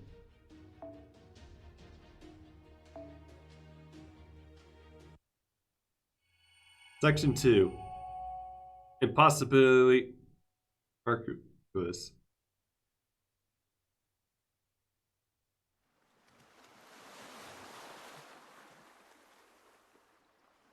Whoa, that was amazing! There has been a booming sound and blind flash of light, the kind you expect at the end of the world. I heard rumors about the goddess's hammer of justice, but I never seen for it myself before. You could feel its sheer destructive power just beyond the storm blew onto the beach. I had my reasons to paying the beach a visit, but I was also just a bit curious. I just think I might be able to help someone if anything had washed up on the shore. But I haven't really thought about any further than that. I definitely didn't expect to run into any survivors. I mean, the whole idea of anything could survive, that just seemed laughable. After all, the point of the god's punishment was to wipe out the targets completely out of existence. Which is why it was so tragic to see a lone feral-looking person washed up on the beach. Because I was the only one out there who had any point of saving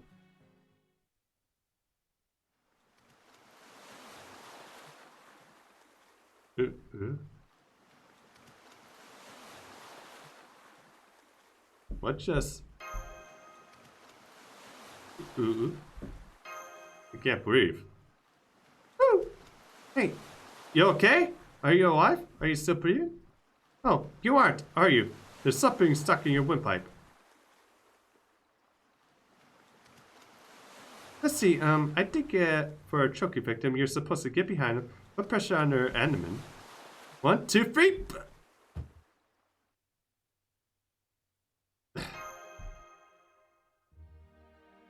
You're awake, thank goodness. Are you alright? Have you come to your senses? Can you see me okay? Yeah, okay. There we go, now it's less blurry. Oh, thank goodness. Thank goodness. Thank goodness. Thank goodness. Oh, sorry, just so happy I could cry. Wait, no. I am crying. You are... Why? I'm so sorry. This is my first time saving someone's life, so... Foo! He's Foo. Foo's okay! Oh, so this little guy is like Foo. Is he your pet? He's more than a friend. Foo! Foo! Ow! Yeah, you have a problem with that? You're so funny. Wait, Would you happen to be a master, would you? Are you a servant? Why, yes, I am. Oh, right, I'm still having to introduce myself, have I? My name is Charlotte. Charlotte Faraday. I am probably an extreme minor as far as heroic spirits go, so I don't blame you if you heard me. Yeah, you're the one lady in the French Revolution that murdered a guy who basically was confined to, like, a bathtub. Oh, well, thank you. Although, if I'm being honest, I have a reputation who I actually do sort of embarrassing. I wish I left some more fighting legends of myself behind when I died. Yeah, but then again, the person you killed was kind of off his rocker, and yeah. And getting people going more crazy as a result, so. But never mind that. What brings you here all the way out to a place like this anyway?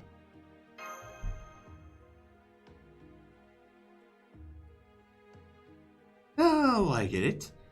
Yes, it all makes sense. This must be what I was summoned for. I've been wondering what I'm supposed to be doing here ever since I materialized here. So now that I know, I promise I can do whatever I can to help. Yes! I may be stupid, useless, and good for absolutely nothing, but I promise I'll do the best I can despite all that. Woo! Aw, you're really cute, aren't you, Foo? Now what exactly is he, anyway? Some kind of squirrel? Well, he's a squirrel, rabbit, dog-like creature. I was summoned here about a month ago. It wasn't long before I realized that, well, I can't actually do anything on my own. Oh no, there's plenty of them. It's just that I am no match for them. I have a good feeling about this. I think I finally get to be helpful. I certainly do my very best.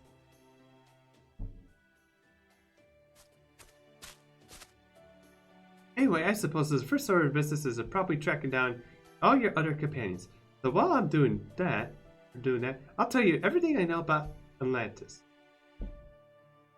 That would be great, thanks. Of course.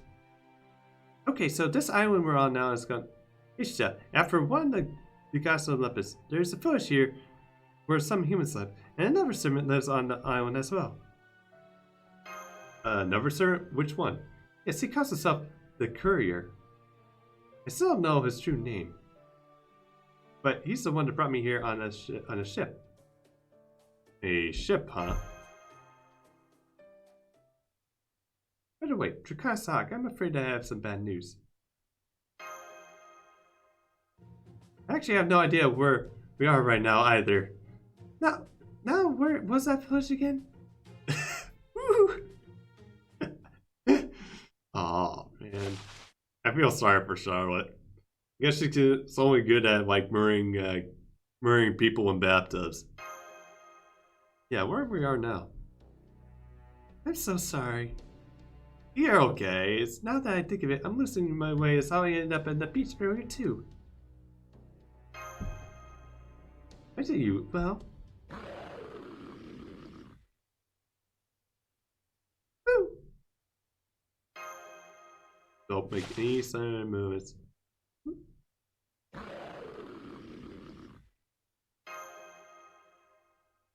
afraid we have some more bad news now. I lost my way earlier because I was running away from that dynamic piece.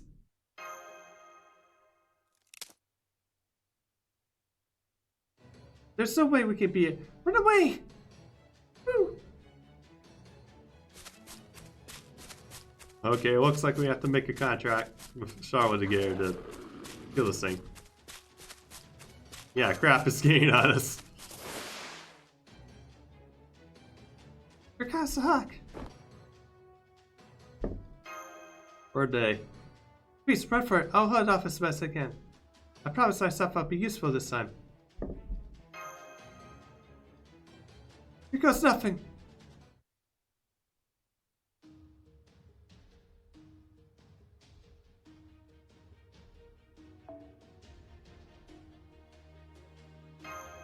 Okay, and we have to bring Charlotte to this. Which is kind of good because now I get to really test her out because I haven't really used much of the bronze service, except for Gong, which I really used once, so. よーし行くぞ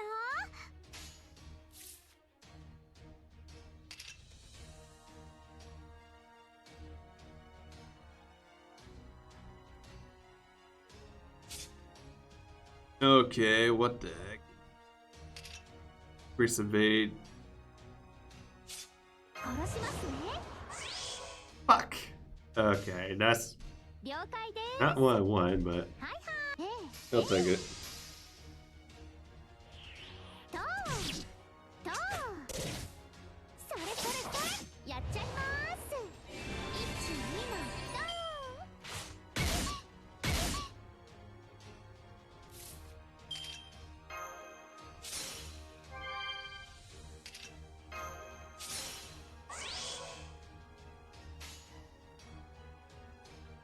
了解ですはいはいえええ Okay, that should generate enough charge. ええやったええやったとやっちゃいます12の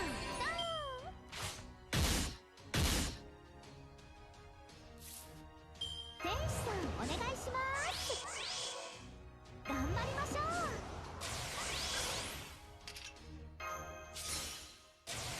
Okay, yep.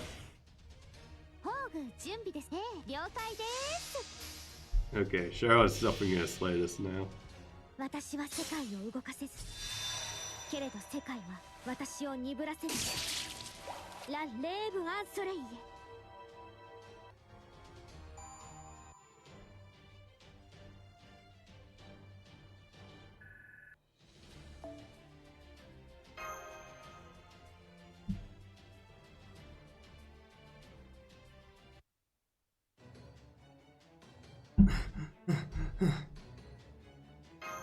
Completely surrounded.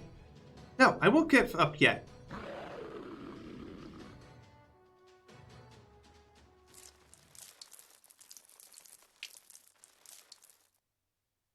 Someone peeing? Ooh.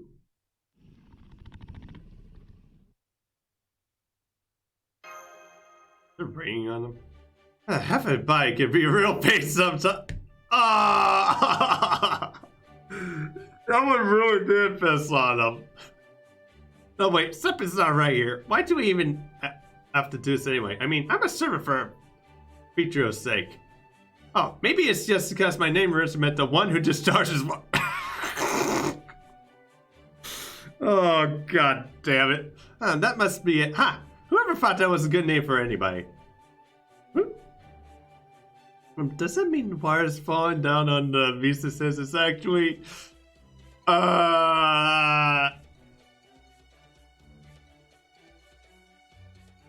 Let's not go into further detail.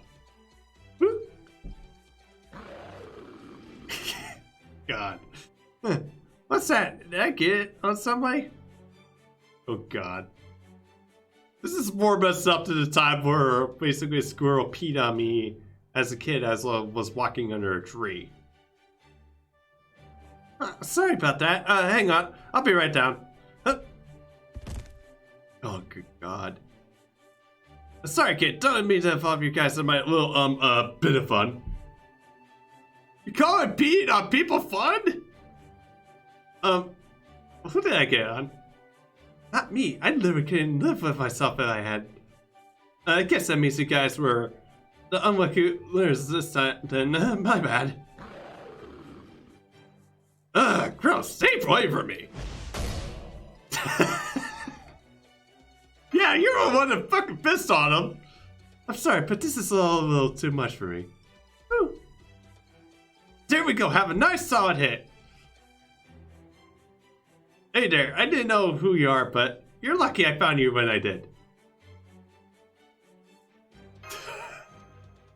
Yeah, thank you for saving us with your pee. Well, aren't you polite? Nice to see you know your manners.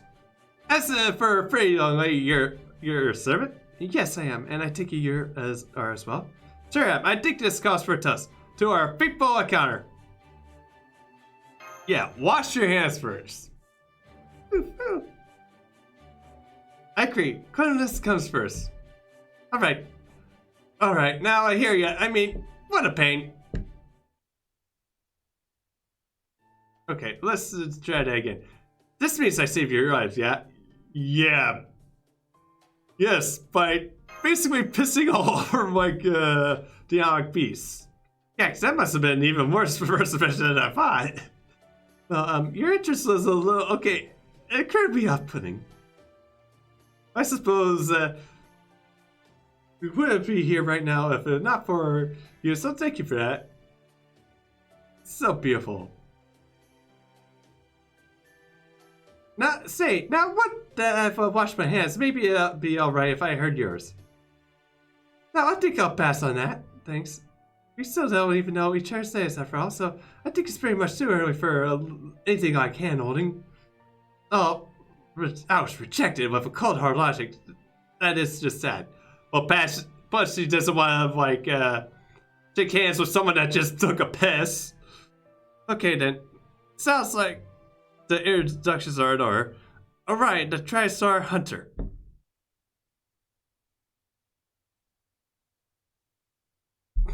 Yes, the little bear has become like a walking, muscular, Hulk-like He-Man figure that apparently goes around peeing on people. Are you for real? Boop.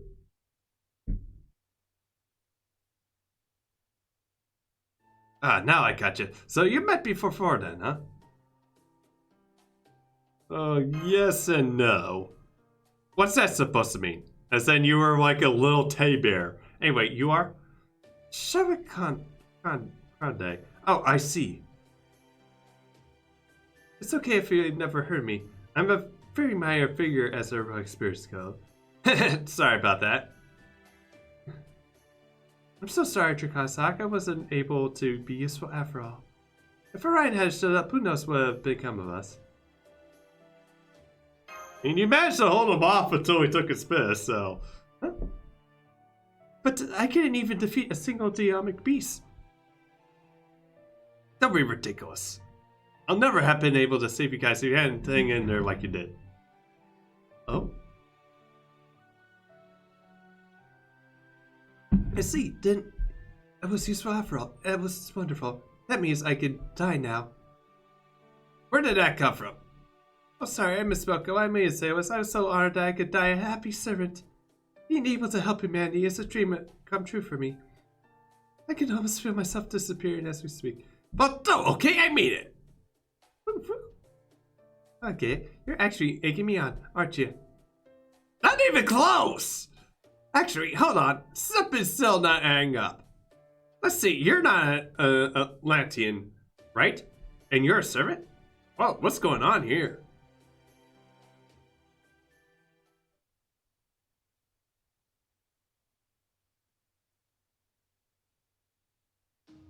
Good.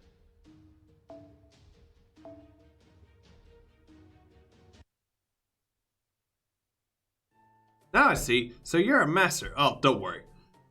I can promise you with absolute certainty that I am a servant for proper human history. So if you're here, does that mean that you came here to set this last spell right? I guess so. Not exactly brimming with confidence, are you? So, I'm guessing from the way you're looking at me that you like me to help you, but I can't. Too much hassle. What more do you need? Things that don't always have to overly complicate. You can't be serious. You must be 1,000 times more useful than I could ever hope to be, so why don't you agree to help? Well, let's just say I've got my reasons.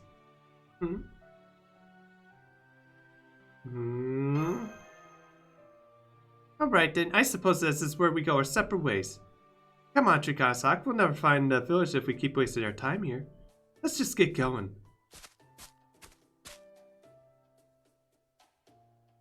Does she know that the village is in the opposite direction?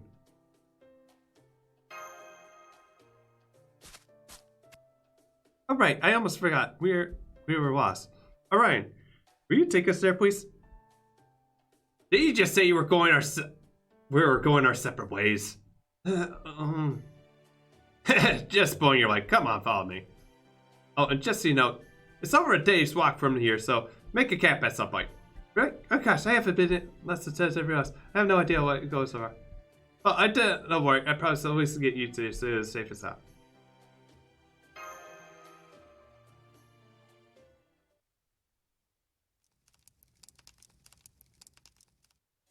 So let me ask you this. How much do you guys know about this Lostbelt? Just says that's just the biggest. Sounds like about right. Okay, then let me tell you a bit more about it. I guess this is really what I know, that the weather is very mild and pleasant here. Oh, and the Atlanteans. Besides that, there are very powerful dynamic beasts here who's much stronger than I am. Powerful dynamic beasts, huh? Yeah, I guess. But that's nothing that'll get in the way of life on this island. In that sense, it's nice and peaceful around here. I hope your friends are still alive. Yeah, they are. Well, great. Glad to hear it. With that attitude like that, I think you'll get by just fine. So, hey, I got a question for you, a real serious one. So, I want you to look me in the eye and answer it as truthfully as you can. Who? Okay. This Shadia place you're from. Does it have any cute girls, pretty ladies, women I can hit on without being a problem? Woo! Oh, it's okay if they're really already married. That sort of thing was so cool in ancient Greece. Oh, damn it. Okay, well, next time I see Biscuit, I'm gonna tell him that it's not just Emu that loves NTR. It's also Orion loves NTR too.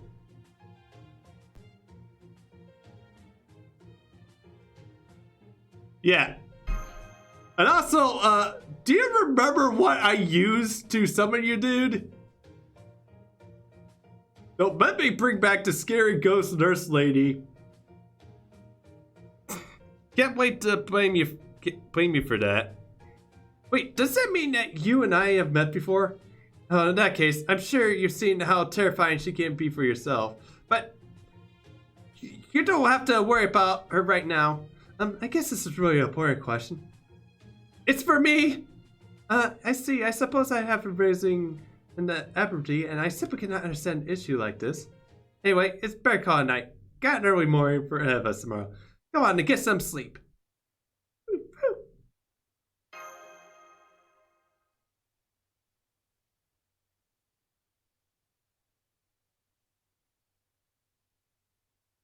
Oh, there we go. Out like a light. Sweet dreams, Shakasahak. I'll be around to help you out for at least a little while. You ready, Charlotte? Yes, we're ready, please. Oh, please call me by my last name. You got it. Alright, you lot. Keep down so you don't wake Drakasak, and I'll make your death real quick and painless. Wow, we get to fight while we're sleeping.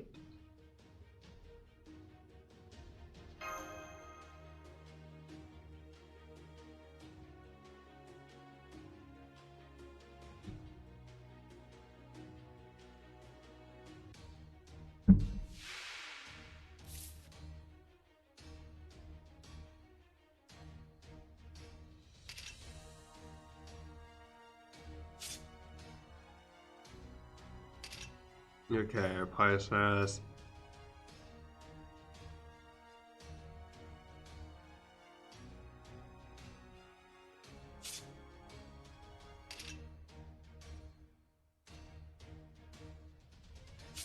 Okay, so.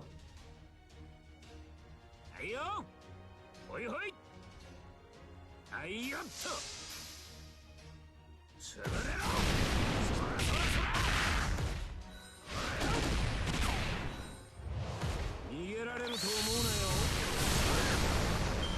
Thank you.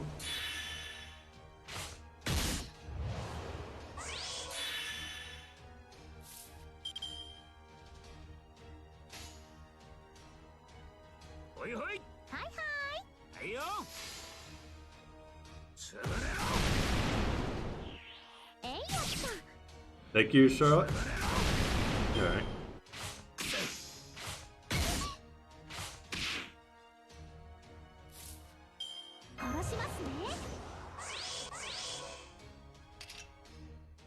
Oh, I can't even use my mystic code? Okay.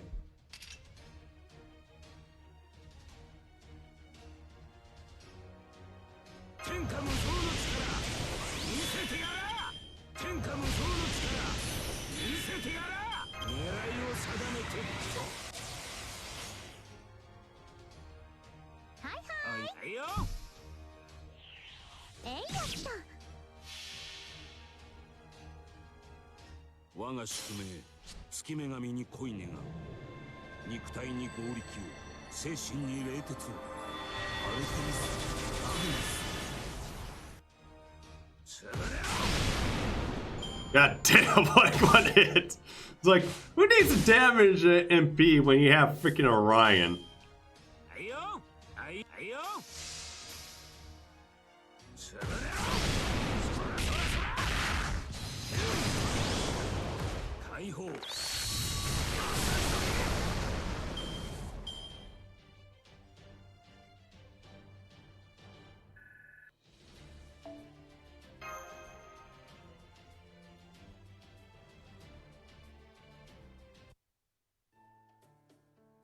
Alright, that takes care of that.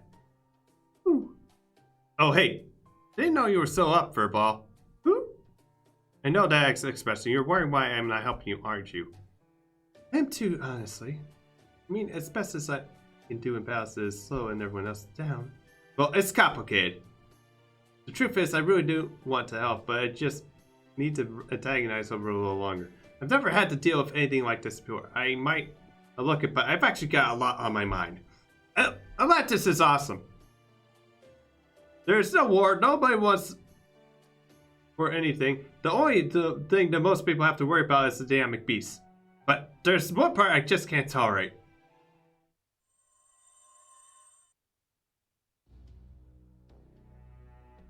Knock it off. She's not an enemy. Yeah, what? I don't feel like talking right now.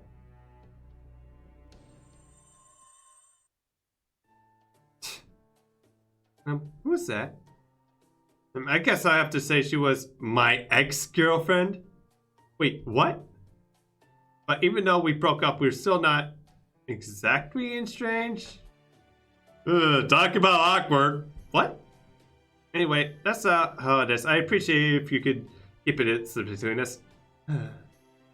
Well, if you're saying that's how it is, I certainly don't have enough to know about this sort of thing to say otherwise. You don't? No, I don't. Is that odd?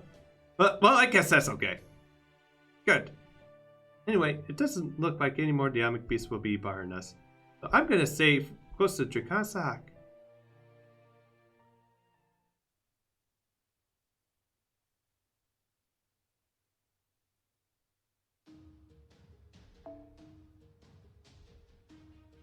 Okay.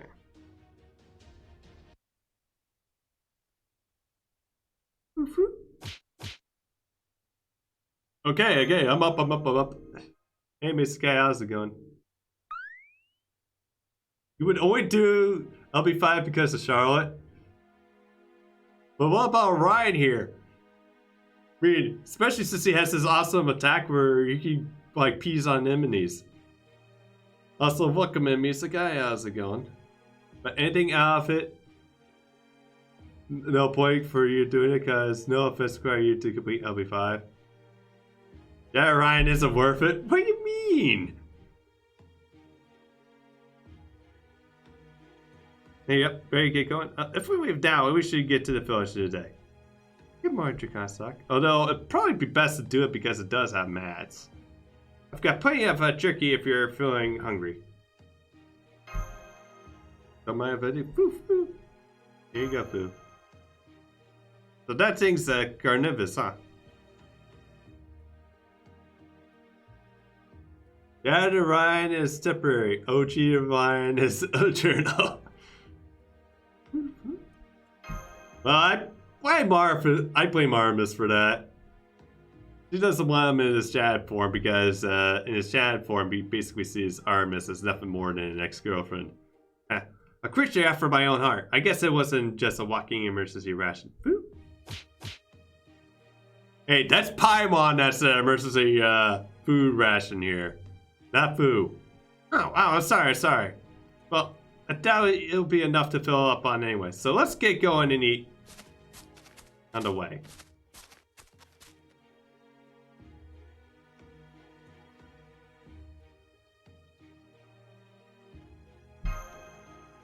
Looking at like some weird post-battle scene involving Star Wars. That's the village we're heading to right now. There's a bunch of remains here from the gods who fell during the war about 10,000 years ago. Sorry, I guess that didn't make sense to you, did it? Don't worry, it'll soon. And there's the last Ionic piece. Hey, how about helping out to mark the occasion? I just felt a flash of pain through my head just now. But okay. I'll do my best to ensure that at least I don't get in the way. Got it.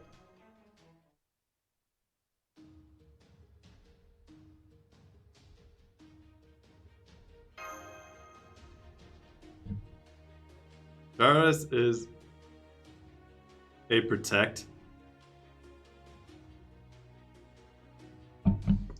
Oh, I guess you could put it like that.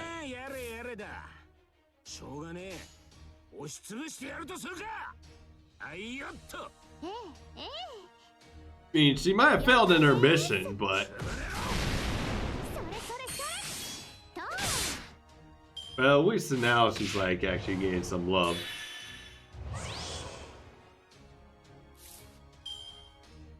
Although, I mean, I do kind of wonder if they're gonna put that one guy that was in the bathtub.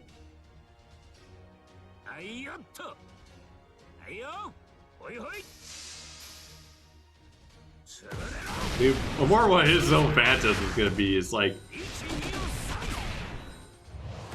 probably like a bunch of deep best sound buffs from as he just sits there and writes in his bathtub. See, yeah, and like the first Revolutionary War, he was kind of like ecstatic. It was like trying to encourage people to like basically take like violent action, as it means it's like nothing was enough, and it just kept getting more erratic and irrational.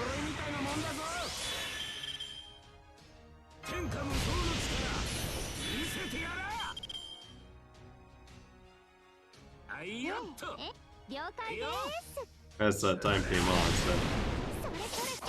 Oh, fuck.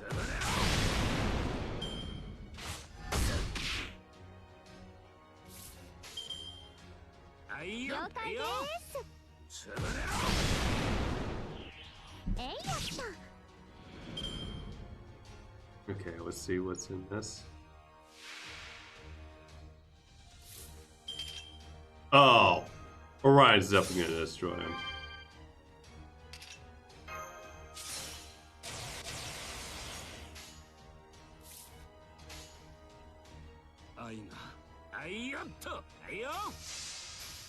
Well, sadly, we don't have like any crit stars here, but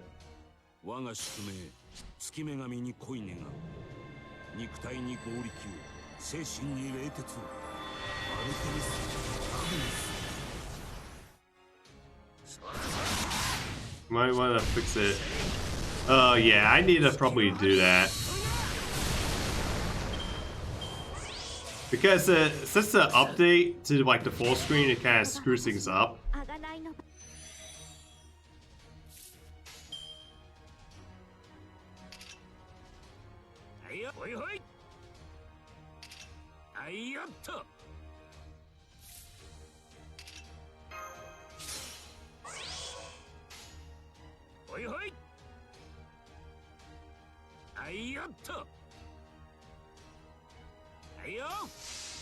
For like, whereas this one thing where it's like basically the no phantasm is fine, but hers it's not, so probably see about like once the whole move situation gets figured out. I'll probably, or maybe probably tonight, I'll probably just think about, okay, should I probably just expand the screen a bit, which of course might mean I might have to do like a new overlay or something.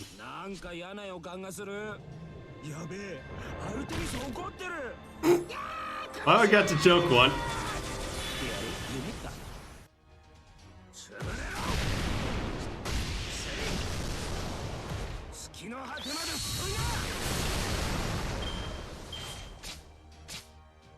Hey Jason, how's it going? Oh yeah, I got him. Although it's a funny story how I got him. I was like watching a video about this one Mexican nurse that ended up having like a womanizer, basically stood her up, and then basically she became depressed, committed suicide, came back as a vengeful ghost, and then wanted to get revenge on him with like a hire, and it's like, and then Orion showed up and then scared because he's like saying, "Oh, like pretty much screaming like, don't give Artemis ideas. I'm gonna come right here, right now for you." But yeah, how was your rolls, by the way, Jason?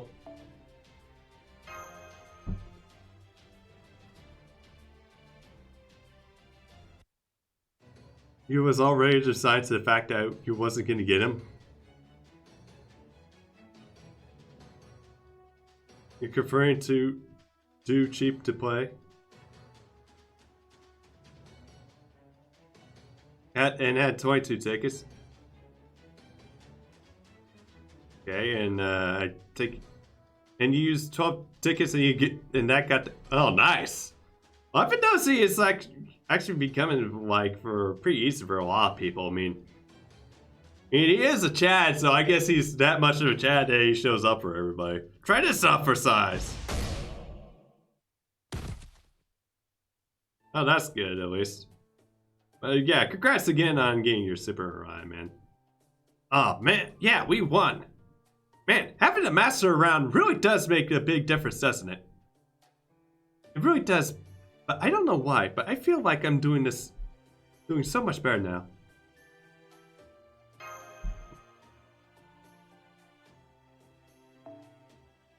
Don't worry about it.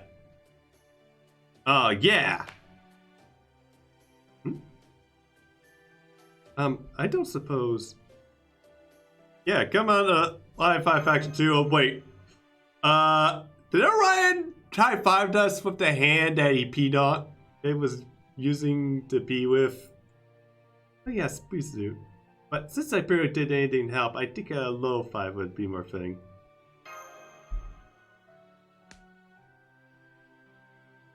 Yeah, spinning on it until Yang is actually thankfully she has a second bear, which is good because I don't know, because the house finally got authorized, so hopefully I can actually spend a bit to get Yang, but we did it.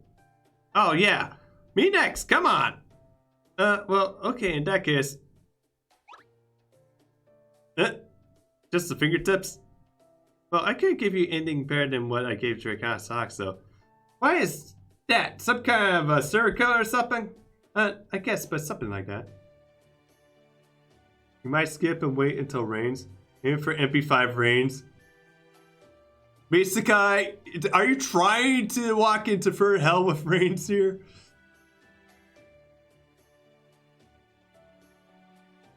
Well, actually, yeah. He actually in the Discord, pretty much he went like Ricardo, and he ended up getting like 2 MP2s before like 1. Woo-hoo. Well, never mind that. Well, here we are. It's the village. Well, the problem with that, Misukai, is Orion is a Chad, and he's like pretty awesome. Like, bro, willing to help you out. Rainseller is a sadist. Basically, will try everything possible to make you suffer, but she is actually a pretty good sadist to go after, though. Yeah, and well, at least the good thing is he just has one more USO to get Stammy now. 3 Yates in 1 day. I'm actually still amazed that I have yet to get a Yeet. Like, I'm just kind of find it bizarre though. It's like, well, especially when I was after I got Super Ryan, I decided to roll for like basically a Jang Yu, and then I got a Rainbow Spook, but instead of like Jang Yu, I get like a copy of basically Ozzy. It's like, and I'm like saying there like, if you're gonna spook me with servers I don't even have yet, please. But hey, Ryan, what's going on? It's not like you get to return from the hunt so soon. Basically, sir fought you to get MP2. Jeez. I actually remember like one of the most hardest limited servers I was basically, yeah, Nobu's waifu. Yeah, Okita. Yeah, sorry, I'm dealing with a headache at the moment, guys. So, I officially also fight you. The MP2, man. Some of these servers are really serious at times. Let's just say I happened across something rare as usual. You found someone too? Oh yeah, some people showed up here asking for help. I tell you, I haven't seen anyone bad win in a long time. Well, damn, that's a hell of a coincidence. So are these people? They are staying at the tavern for the time being. Apparently the courier happened to know who they were. I was going to have them head to the temple once they got the berries set. Now you're back, it works out nicely. Gonna get to MP3 Summer Melt, and she just wouldn't come. MP2 Summer Melt.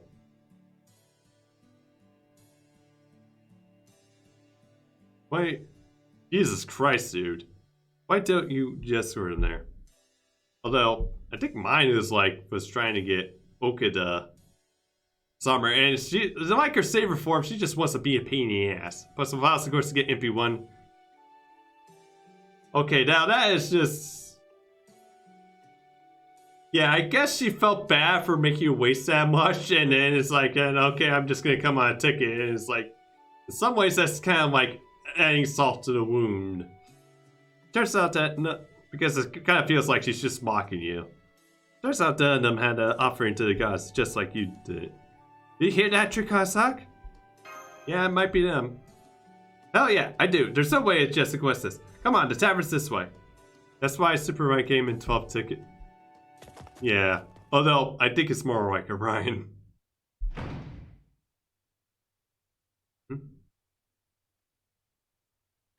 Senpai! You're alright, oh thank goodness. I mean, well... You're heading out, gonna play Hill or Battlefield? Okay, thanks for dropping in, Misa guy. Have a good one, man.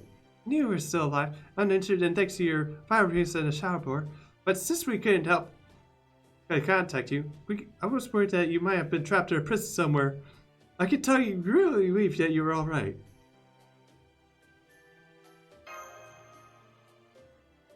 Yeah. Luckily, I got off with only a few bumps and scratches since I was using enhanced iron tracks at the time. Trikasak, you're alright. I thought we did have an internal influence of your well-being. We are still going out for our minds with the worry. I'll say this whole state of affairs just goes to show how much you still have to learn. Now that you listen to me, as every source is to always contact your superiors, no matter what the situation. If you're alright, we would know to breathe a sigh of relief. If you were wounded, the shock would take a collective breath away. Either way, once we can have contact, we can take care of action, but you can never contact us out. My point is, boy, that it's time you took your responsibilities as the last master of humanity seriously. Yeah, funny story. I ran into a woman that murdered a dude in the bathtub, and then met basically Hulk Thor demigod who was basically peeing on Beast. So let me guess, your communication was probably good, right? Well, given that you're uninjured, I'll overlook it just once. The fact is, we cannot solve this Lostbelt without a master. I just said last one we got. At any rate, although it's a great weight off our shoulders to know everyone still survived the attack, I'm afraid that the situation we find ourselves in is both highly complex and time sensitive. Where to begin? Where else? The first order of business has to be Captain. Did he make it? Well, the whole reason we survived was thanks to Captain Neville firstly initiating the zero sail. Usually the zero sail in the sea where we're in would have been killed, got us all killed for sure, but should have happened the attempt, but this time it turned out to be the wreck hull. I took the data we had collected during the attack, and it said that the beam that came down from the sky tore the board to pieces. So even though our zero story came to an end successfully, and at half-assery, our system was still ever slightly unstable. Are you familiar with a writer named Astolfo? Yes, very. Then perhaps you're familiar with his known phantasm, the Hippogriff. This is not of this world. It exists so ill-defined the Hippogriff was able to travel freely between truth and fiction. This enables us the temporary fate attacks that are rooted in reality. In our case, most circumstances, our predicament would normally have led to two outcomes. Either the light of the heavens would have torn us naturally to pieces, or Zero would have resulted in us no longer be able to verify our own existence. However, it was where the captain's decision to resign. The same damage in a never hear nor dare say served to verify our existence through external means. In return, the Zero helped keep the light's destruction from within imaginable levels. Although not without significant costs, I'm afraid. Captain Nemo was integrated into another, so when it was certainly destroyed, the damage to him was catastrophic and has left him comatose. Gonna be okay? Unfortunately, it seems that the recovery will never be swift nor simple. But recovery he must, for we cannot hope to cross the sea of Atlantis without the Netris. As absolutely essential for us to navigate this terrain. Our nervousness says the best thing to do would be to send back to Shadia and turn him into a serious form and give him time that he needs to restore himself. But our plan hinges on the Netris, and with that outcome our hands are finally tipped. For one thing, we can no longer escape even if we want to. What about Sion? As far as I can tell, we are almost completely cut off. We've been able to transmit a tiny data, just enough to hear the word know that we're still alive, but that's all. It takes forever to send to. To give you an idea of the scale of difficulty, it's like sending a signal from Earth to Mars. The right when everything looks objectively hopeless. That's when I stood up and said, "You look like you're in distress, oh beautiful lady of the head and eyes." That voice, that line, or far from you, then perhaps, I take it we've already met then. Perhaps there's a version of me there in Shadia. So I'm afraid we have a proper introduction, so mind if I do that. My name is Bartholomew Roberts. I'm single! Yeah, well, guess what? I'm single too, but just now say I can help repress ladies, dude. I said, I'm single!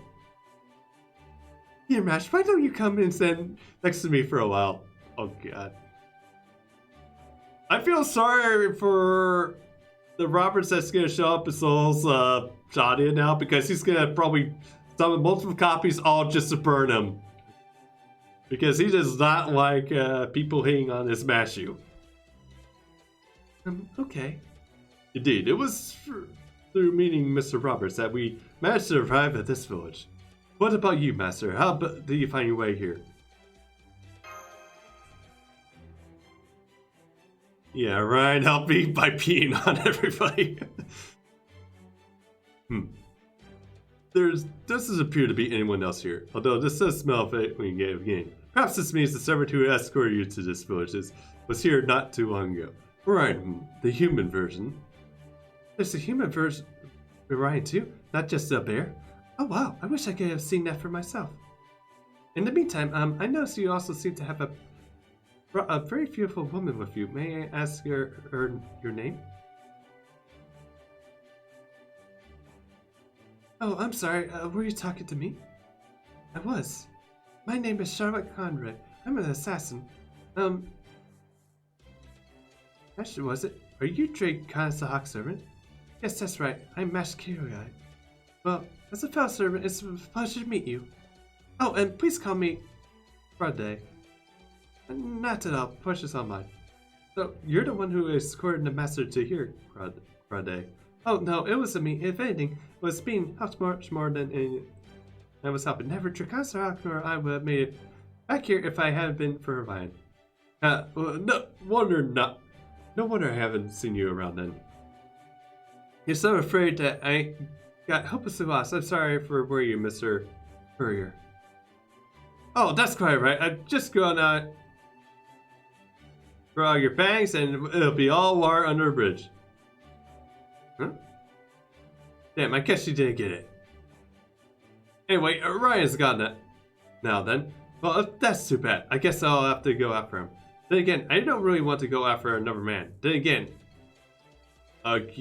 now I think I have to... Oh man, how am I ever going to decide? Oh, don't worry, we already have the time or resources to spare running after someone who's already left. Besides, we still need information first and foremost. Just what in the world is going on in this lost belt anyway? Okay, Bartholomew. I know you already told Holmes and me earlier, but would you mind going over this lost belt again for everyone else? No, would you mind lowering your bangs? Why? I've already been perfect as I am, so no.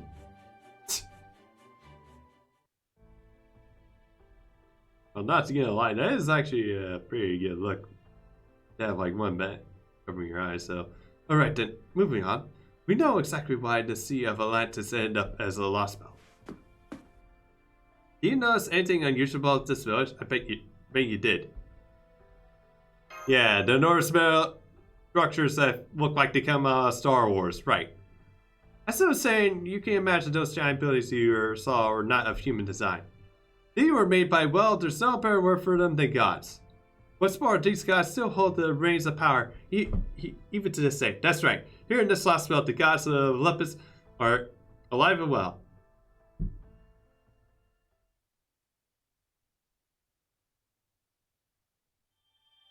Yeah.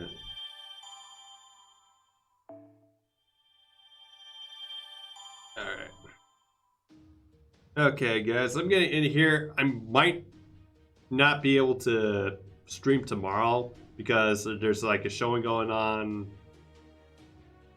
Supposedly, it apparently got canceled, but yeah, I'm just gonna play it as is. Probably it might be, so I'll probably be back Sunday. If like nothing else comes up or in terms of like showings or if they finally finalize the offer too. But yeah, stick around, we are gonna find someone to raid. See who's playing FGO? Quite a lot of people actually.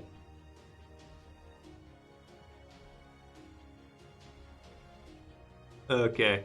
Oh, my mind J6 is playing it, so. And it looks like he's just started.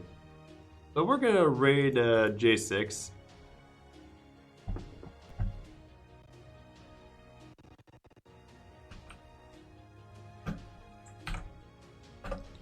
He's also a pretty chill streamer. A bit goofy at times, but still pretty relaxing to play around with at times. But yeah, guys, this is your Team Orchard Kazakh signing off, and have a good one. And good luck with your rolls for Super Ryan if you haven't rolled for him yet. Also, good luck with the Lostbelt too. There.